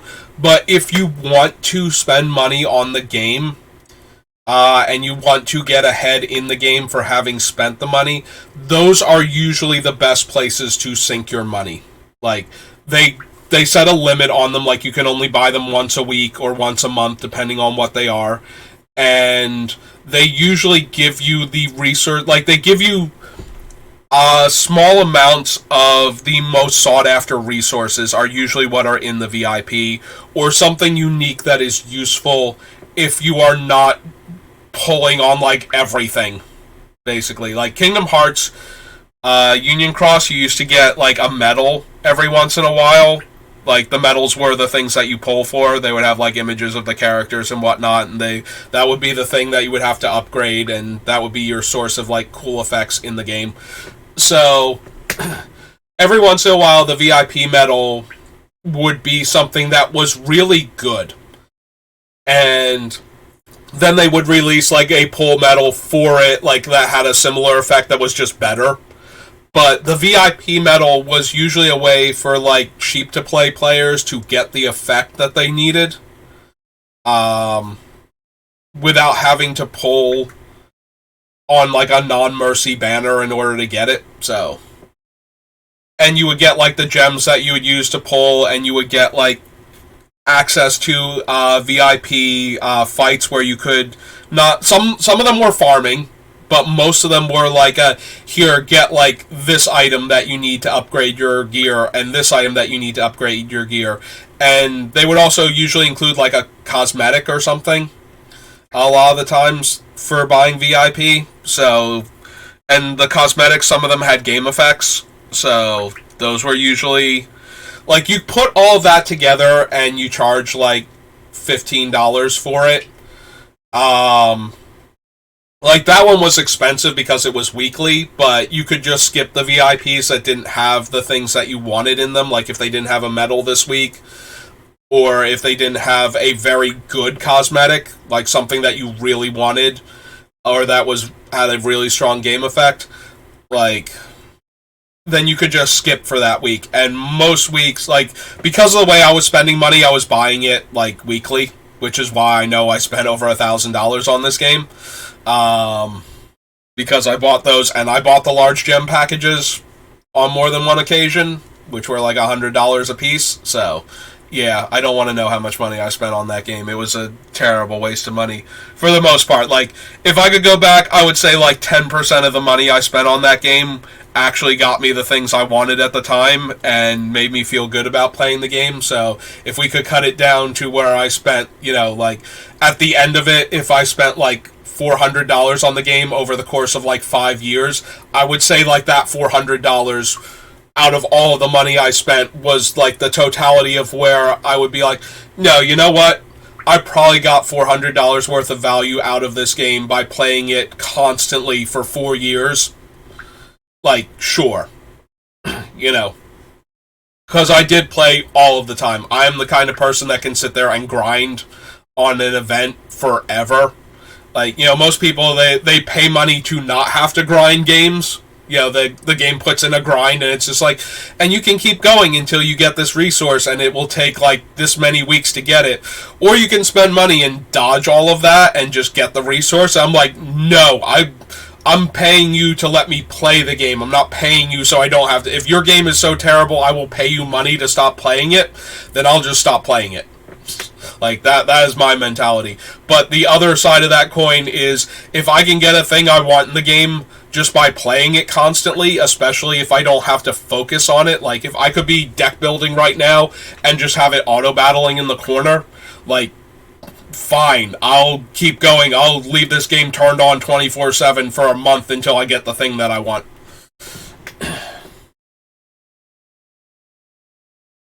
So,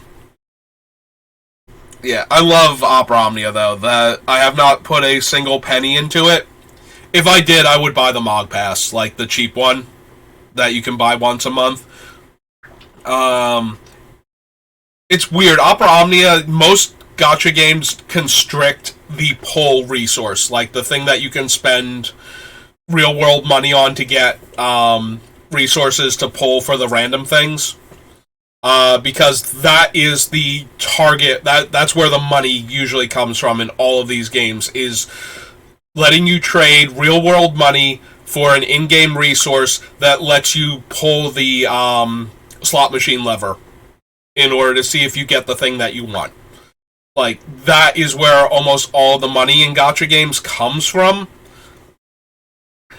Opera Omnia is structured differently.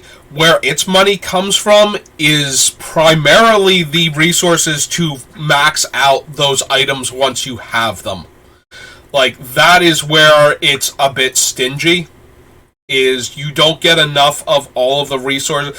I can have, and in some cases have had, basically every weapon you would ever want. Like, you pull for weapons in that game. The characters are free from playing the story. You pull for their weapons. Their weapons dramatically improve what each one of their abilities can do, and all of their abilities are relevant, so you need all of their weapons, from like the easy to get ones all the way up to like the hardest.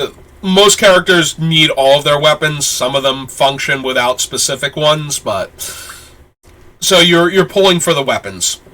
And the resource that you are most constricted on are the weapon upgrade materials, like for the strongest weapons in the game. Like, that is where your choke point is. And that's kind of weird for a gacha game. And they give you enough where if you know what you're doing and you pay attention to people online who understand the game, you know which characters you need to save resources for, because the game has been out in Japan for a while, so there's like a 9-month gap.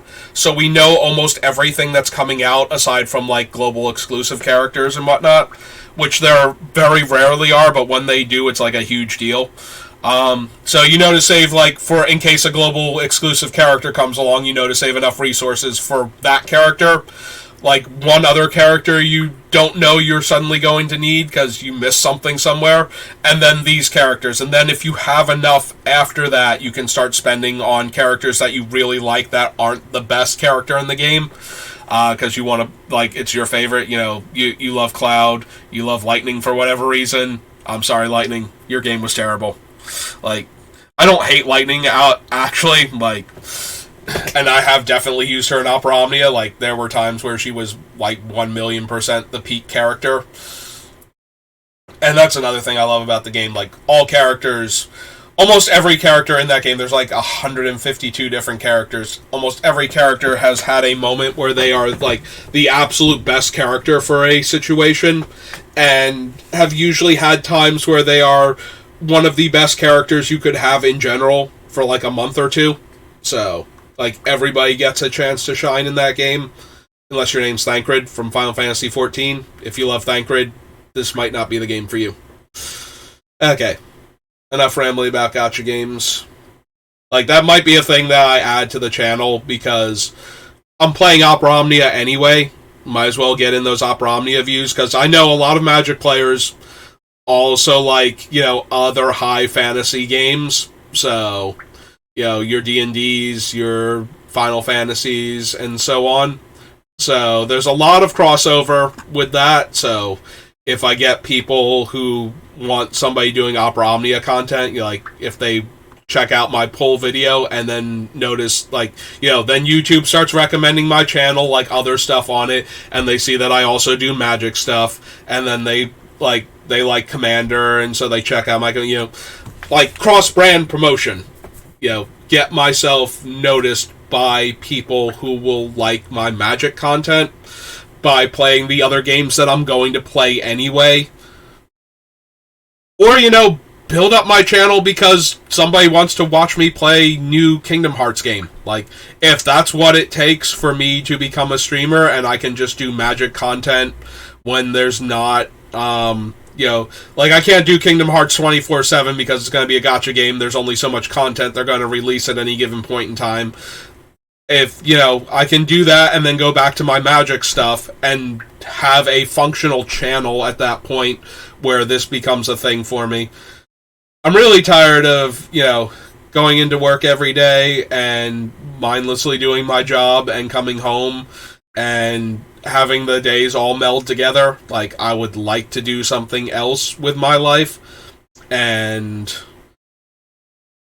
there's no reason I should succeed, and there's no reason I should not succeed, basically, at this. There's tons and tons of people that just throw content out there, that are doing their best, that are trying to have fun with it. And I'm just another person in that sea of people. And, I am trying to find things that, they're big enough and I care about them enough that I can make content for them, but I'm trying to find, the thing that's not being serviced. This whole deck building thing for Commander. I've seen Commander play, people that do Commander content, and it's all, this is the deck, already done, here it is, or, watch me and my my four friends, we're gonna get together and we're gonna play some Commander on camera. Those are the two things. And the third thing is discussing Commander as a general idea. So, all of those are obviously things that people want to watch. There are tons of people doing them. I don't see people building decks like this, actually building the decks. And if that becomes an interesting thing, if people watching me construct the deck is an interesting thing, then I will get people that want... people have come in and been like, oh, you're building a Commander deck. Cool. Can you look at my Commander deck, give me some ideas, or let me talk to you about the things that you're doing, throw card ideas at you and whatnot. It's a point of engagement, and it's something that people might be interested in actually watching. So that's why I'm sitting down doing this and trying to build it. Now, granted, it might only be interesting to watch if you're interested in building this Commander deck, if you like the way I, think about things and the way I talk out loud. Some people might throw me on as, background noise while they're doing something else because they want something, beside, the way people used to have the TV on in the background, or the way some people put music on to listen to. I might just be your podcast at that point, talking about my deck and random stuff that floats through my head while you're working on other stuff. I'll take that. If people put me on because they want to go to sleep and they want to hear somebody rambling about Magic, as their white noise before they go to bed, I'm cool with that too. I'm not going to be insulted that I put you to sleep if you're actually listening to me for that. I don't have any problem as long as you're legitimately putting me on because I put you to sleep, and that's a cool thing for you, as opposed to, oh, I ran into your channel and it just, like, my head hit the desk because you were so boring. It's like, okay, but if you want to use me in place of, like, was it melatonin or something? So that way you can just easily pass off to Dreamland, fine. Eventually I'll get advertising, and then you can just put me on and drift off to Dreamland. Like, I'm okay with that as long as you're actually, like, sitting down and listening to me, and I'm getting resources for you having done that. Views and likes and whatnot. I don't actually care that I'm boring you to death. Well, boring you. I'm boring. I don't care that I'm boring you to sleep. If I bore you to death, that might be a problem. I don't want to kill my viewership, like, at all, let alone literally. But yeah, so I do want to do. I always was willing to do other stuff. I just started with Magic because I love Magic, and if there's one thing I can definitely talk about forever, it's Magic. Like, this game, I've been with this game since a year after it came out, and it's at 30 years, and I've been playing it for 29, so, we're both here, and I love the game. There's a lot I'll complain about, like, any Magic player, if you listen to them for any amount of time. Most Magic players have stuff that Wizards is always doing that they really hate and don't understand why. I've been doing this long enough to understand a lot of the why of it, but at the same time, that doesn't make me not hate it. I've got my stuff, the Universes Beyond, unique cards in supplemental sets that are difficult to acquire. What else? There's been a few things. Hated Companion with a Burning Passion. Constant release schedule and constant spoiler season has not been fun. Like, we got spoilers for Dominaria United, and literally the week they were done, we started getting more spoilers for the Warhammer 40k decks. And the week that was done, we started getting spoilers for Unfinity. And the week that was done, we started getting spoilers for the Brothers' War. Like, we have been in a perpetual spoiler season for months now, and a lot of the time it feels like we've been there for years because the downtime is like a few weeks, basically, normally. The reason why it worked out this way is both the Warhammer and Unfinity sets got delayed due to production issues. So it's taken a while for... So, like, Unfinity was supposed to be last April. And I forget when the Warhammer decks were originally going to come out, but they've been talking about them for like a year now, and we're just finally getting them. So yeah, but it's just like, I have not had a week where I didn't see a card from an upcoming set on various spoiler like things that keep track of spoilers, websites and whatnot that actually track them on their various things. So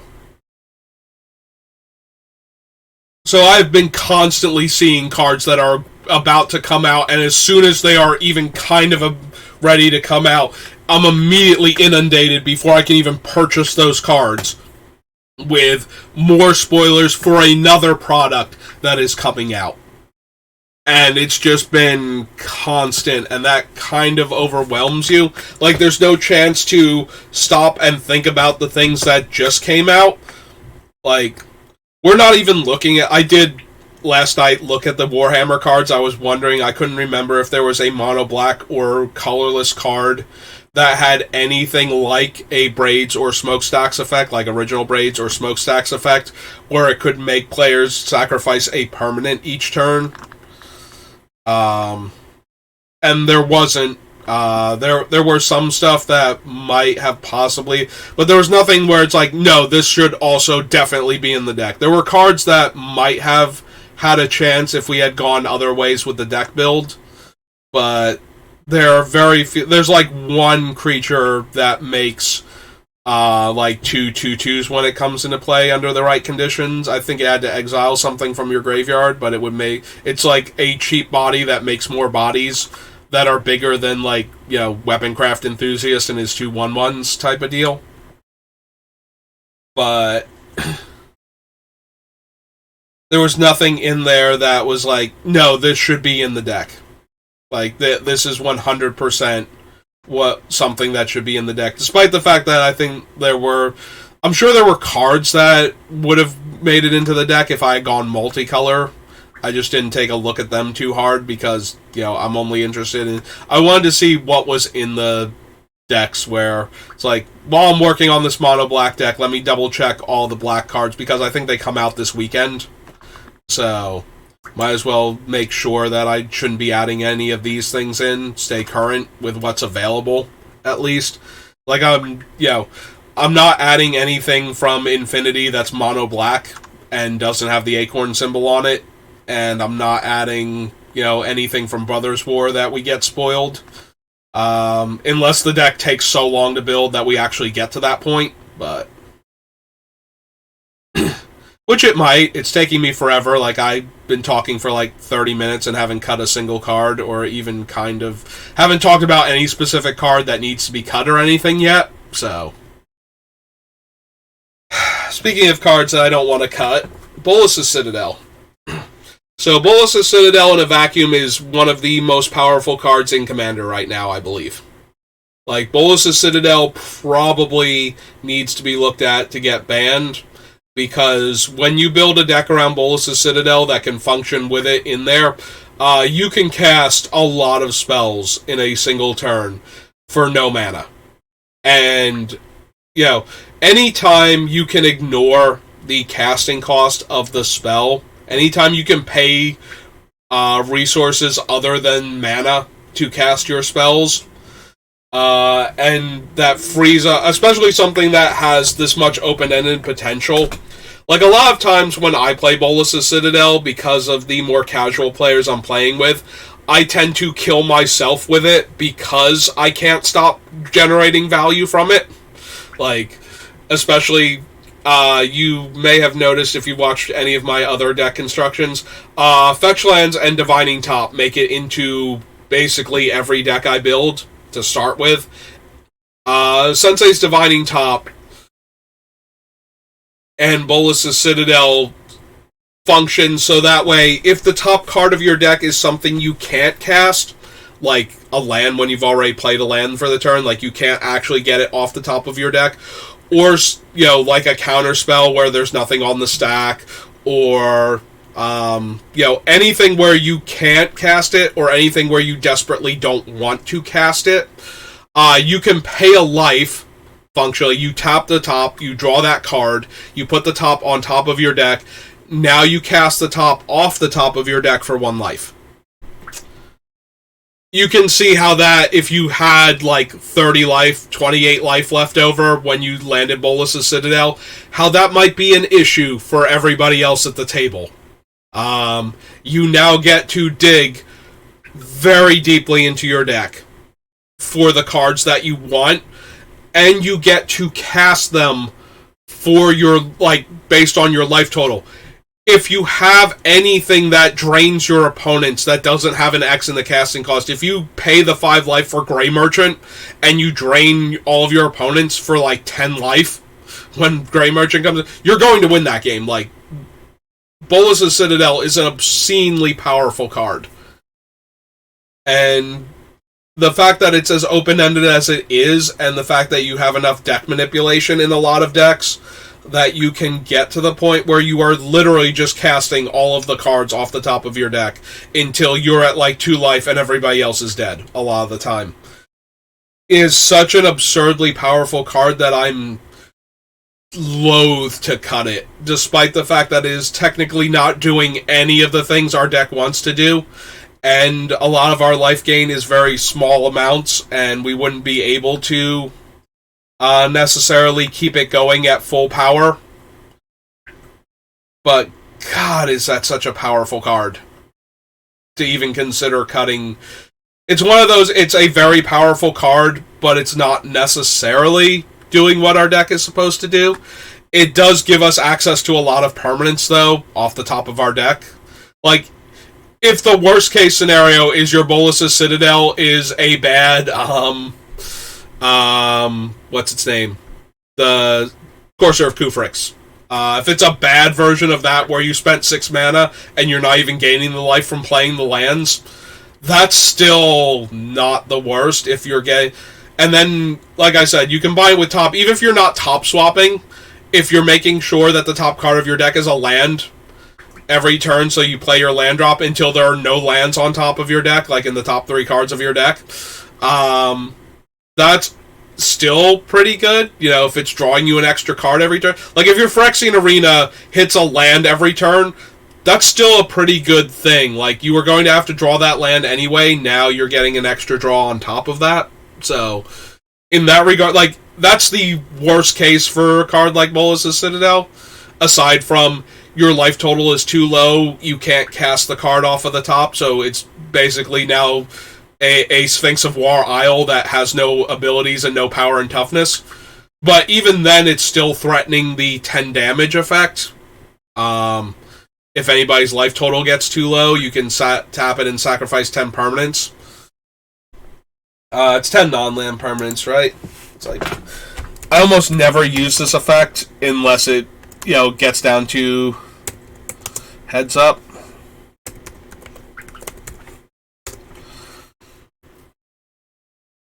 And it's not the reason. 10 non-land permanents, each opponent loses 10 life. So, yeah. So, the Citadel is absolutely absurd.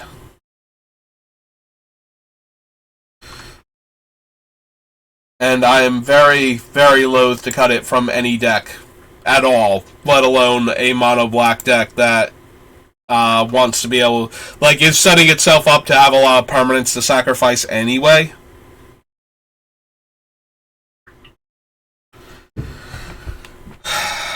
The Embalmer's Tools might be too low impact. I really do want it because we have a bunch of cards that we can play from our graveyard. But I think we're cutting it first and possibly 1 or 2 of them anyway. So, yeah, the Embalmer's Tools was almost always going to be a cut, but it kind of works really well with a bunch of cards in this deck. So I wanted to keep considering it. But if we actually look at the cards it interacts with, let's see. So far, nothing. It's only going to interact with like 5 or 6 cards I think we still have in the deck, but Firestone, Monolith, Junk Diver, Dynamo, Black Market, Altar, Arena, Dawn, Mutilate, Retriever, Conduit, Simulacrum, Grave Robber, Hatchery, Kendricksar, Nether Trader. Yeah, Nether Trader it doesn't work with because it can't reduce the black to activate it. So that's our first card. Blood Gas doesn't cost anything to reanimate.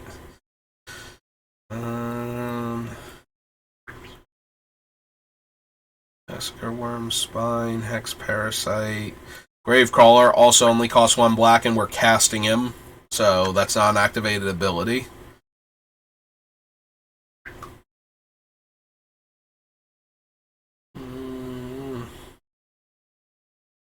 Alright, so it's shaving 1 off the Bloodsoaked Champion, which returns him to play, so we would be able to get him back for a black. And then, so once he's in play with this, it starts functioning similarly to Gravecrawler, where we have met the requirements, we can keep sacrificing him and bringing him back for a single black mana each turn. So that's 1, and a very good one, with the way it's worded to interact with this.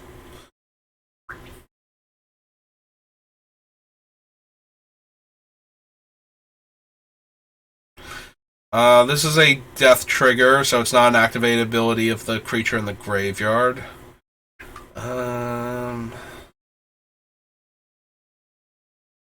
He's a cast, so he doesn't work with it. So yeah, right now we're at one card that works. Okay, so there we go. Gutter Bones. So we can bring him back to our hand for 1 black mana if an opponent lost life this turn, and then cast him for 1 black, so he's not even that great with the... Like, we're not going to be able to do anything infinitely with him if we're going off. We only get him to be a bit cheaper. But that's 2 now.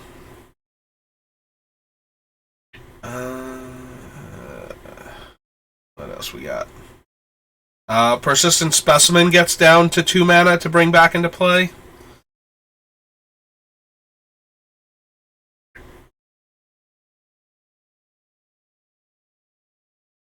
Cult Conscript becomes 1, so this is our second one. So this is our third creature, and our second one that goes well with Embalmer's Tools, where once it's active, we can just keep activating it.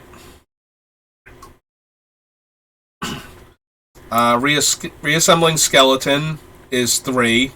Or, I'm sorry, is 4, and is 3 that are like that because it's black and 1 to bring back just at any time.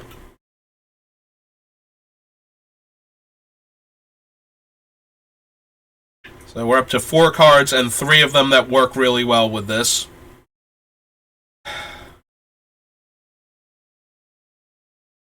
The only thing I hate about that is 3 out of the 4 of them just allow us to go infinite with that and Phyrexian Altar. Like, we can sacrifice them for 1 black and then put them back into play, like, constantly. For no mana invested at all.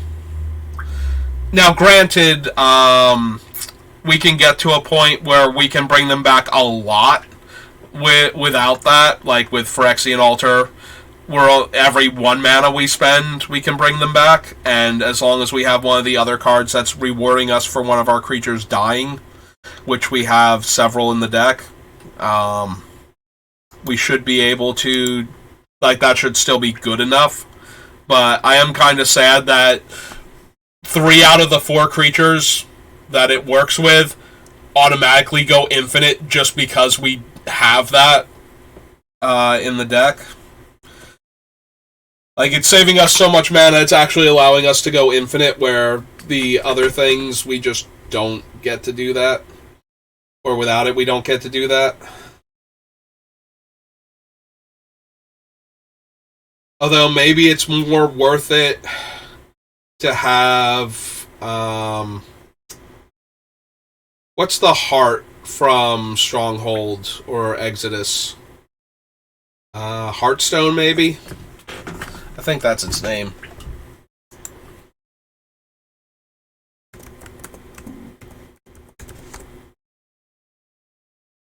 Yeah, there it is.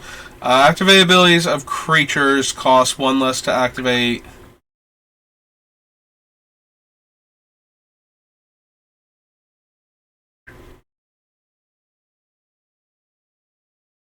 It does say the activate abilities of creatures, not creature cards.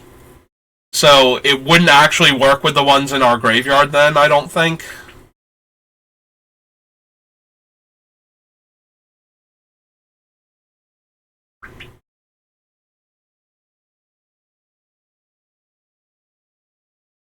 We apply to additional costs. Yeah, it says creatures, not creature cards or creature sources, which would be a weird way to word it, but...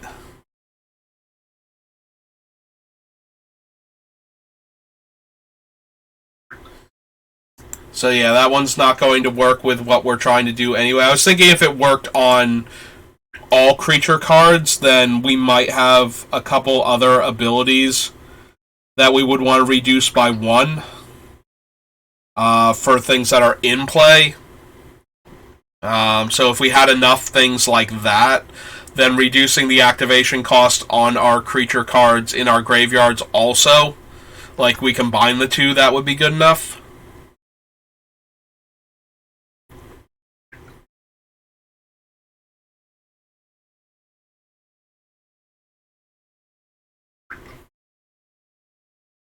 Diagraph Colossus is specifically a zombie that we have to cast.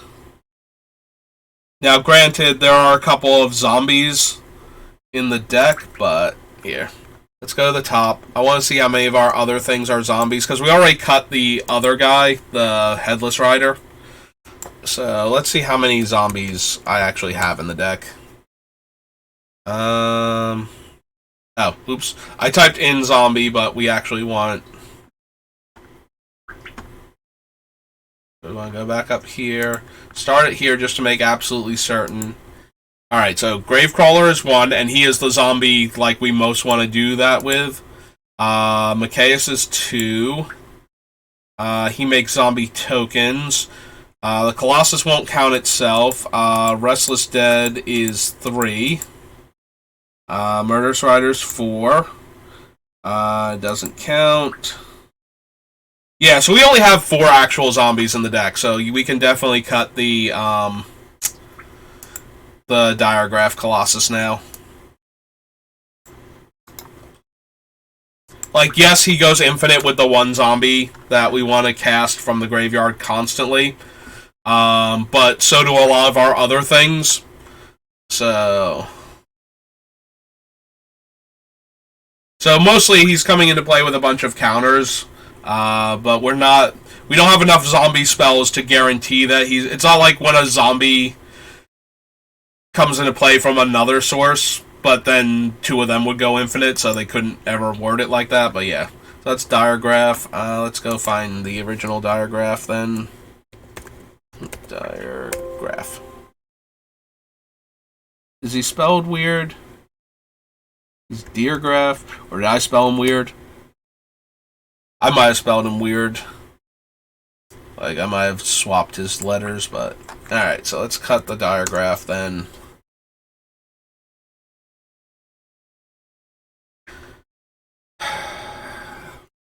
So the Relentless Dead can always pay black to come back. But we don't actually have as many zombies as I thought I did to get back with its other ability, and one of the main ones we want is the self-reanimating one. We do have a lot of cards that make zombie tokens. Also, I don't think I gave credit to a couple of the other cards in our deck that are zombies. Like Grave Titan. Like, I don't think I have his game text because I know he's a zombie and I know he's I know what he does, but... So there might have been 1 or 2 other zombies on our list. But I think it's only 1 or 2. I think it's him, and there might be 1 other one. Yeah, Tegrid's a god. That thing's an avatar. But I'd be looking for, like, things where I just have, like, no text whatsoever for them. Yeah, so Grave Titan is a zombie.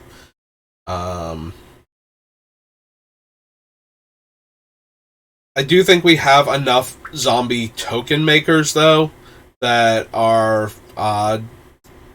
Gravecrawler should still be online most of the time. It is so weird that he's not a zombie. Like, every time I see that, it just keeps throwing me a little bit more that that card is not a zombie.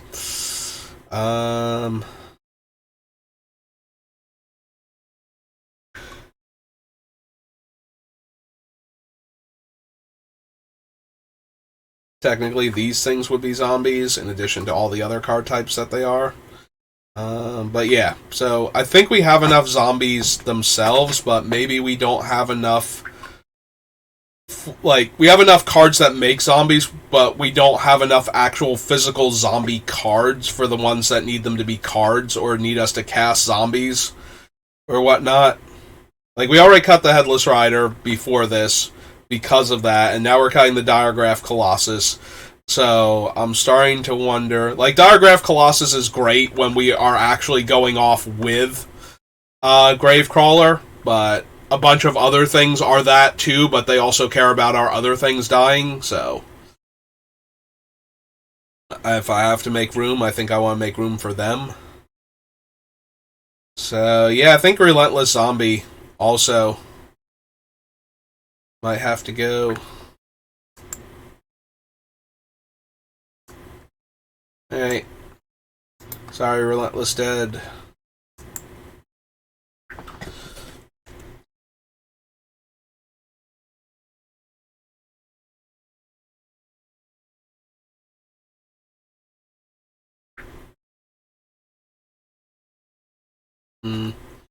So I'm thinking about, like, originally I was worried. I was genuinely very worried about opponents' cards that get value out of the graveyard, because we're going to be forcing a lot of cards to go into the graveyard. But I'm starting to wonder if... Because we also have a bunch of cards that want our opponent's stuff to go to the graveyard so that we generate more resources. That still work with our things going to the graveyard. But, like, we have the vampire that whenever a creature dies, we gain a life and gain a blood token, and it doesn't matter whose creature it is, and the Slumlord and a couple of other cards like them. But I definitely want to make sure we can get... Like, we have to have ways to get cards out of our opponent's graveyard. Like, we can't just let things randomly go to their graveyard. So we have the Grave Robber. I do like Kalidas because at least we're getting a token when our... If we exile the opponent's creatures that way, we're at least getting tokens. I think I'm going to cut the Dauthi Voidwalker then. From this deck. But I'm wondering if instead of Leyline of the Void. So let's cut the Voidwalker.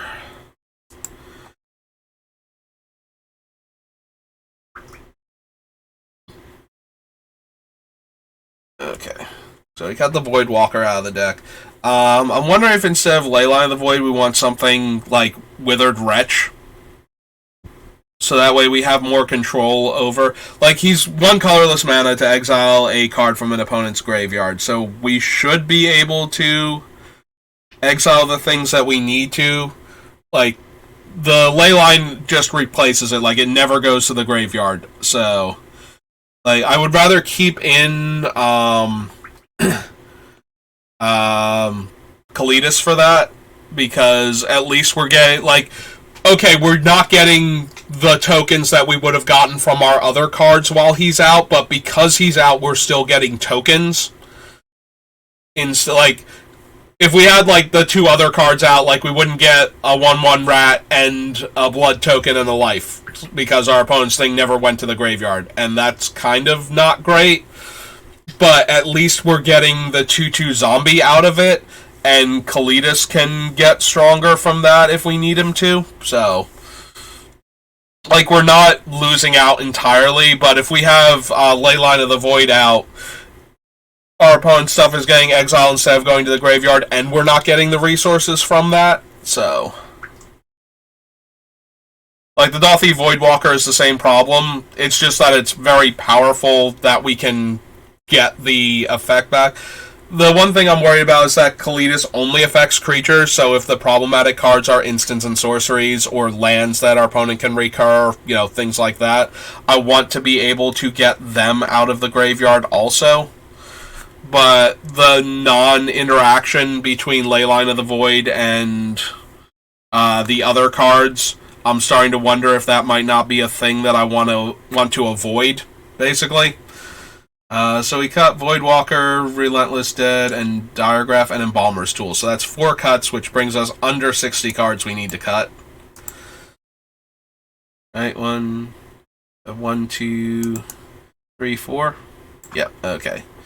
So that's 117. Alright. We clear all those off. Alright, so we managed to get in a decent stream.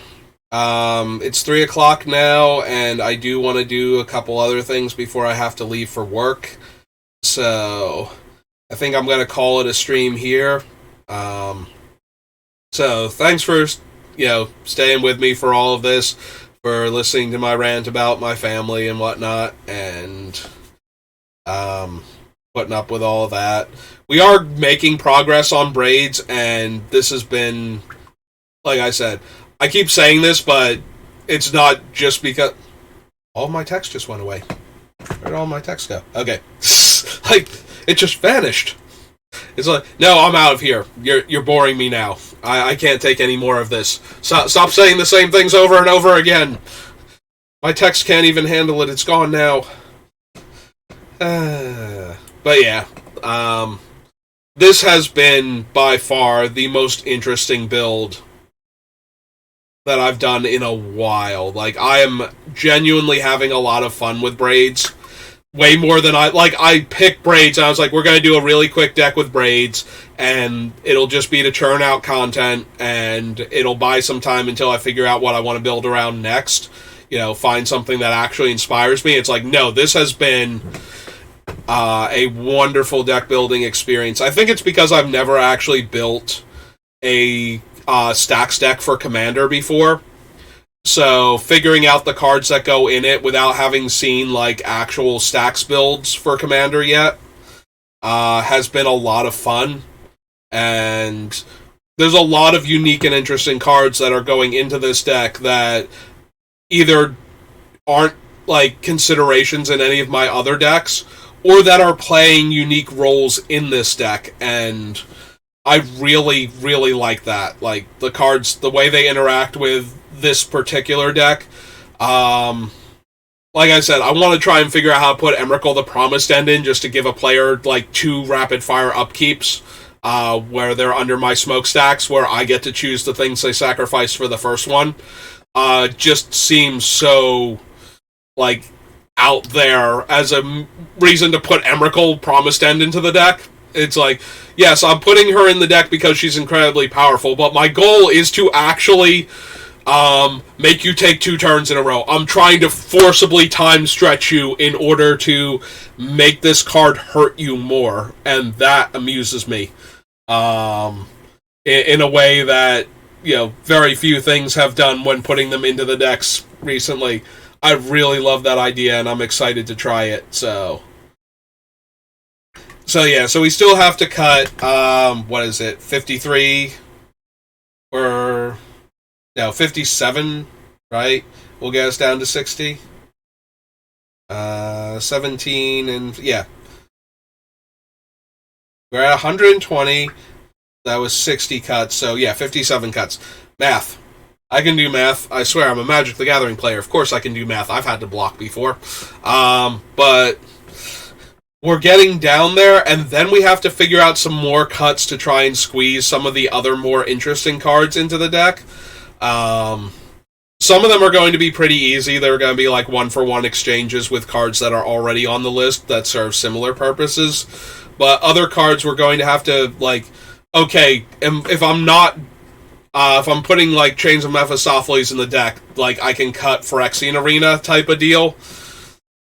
Like, that's where the exchanges are going to start happening. But then we're going to need, like, actual cuts to squeeze a couple more cards in. So... But, like I said, this has been an incredibly interesting build to me. Like, this has been a lot of fun for me to try and figure out what cards are actually going in Braids. So... I hope, like, the few people that have been watching, like, when I see that I had views on the thing at later dates, and the handful of views that I get on, like, YouTube, I hope you've been enjoying this.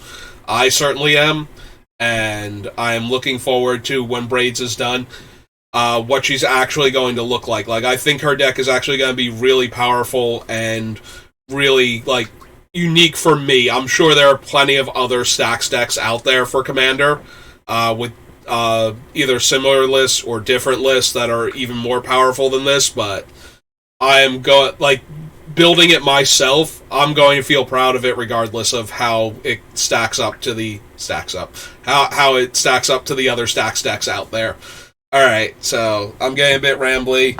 I will see you next time. Thanks for watching, and have a good rest of your day.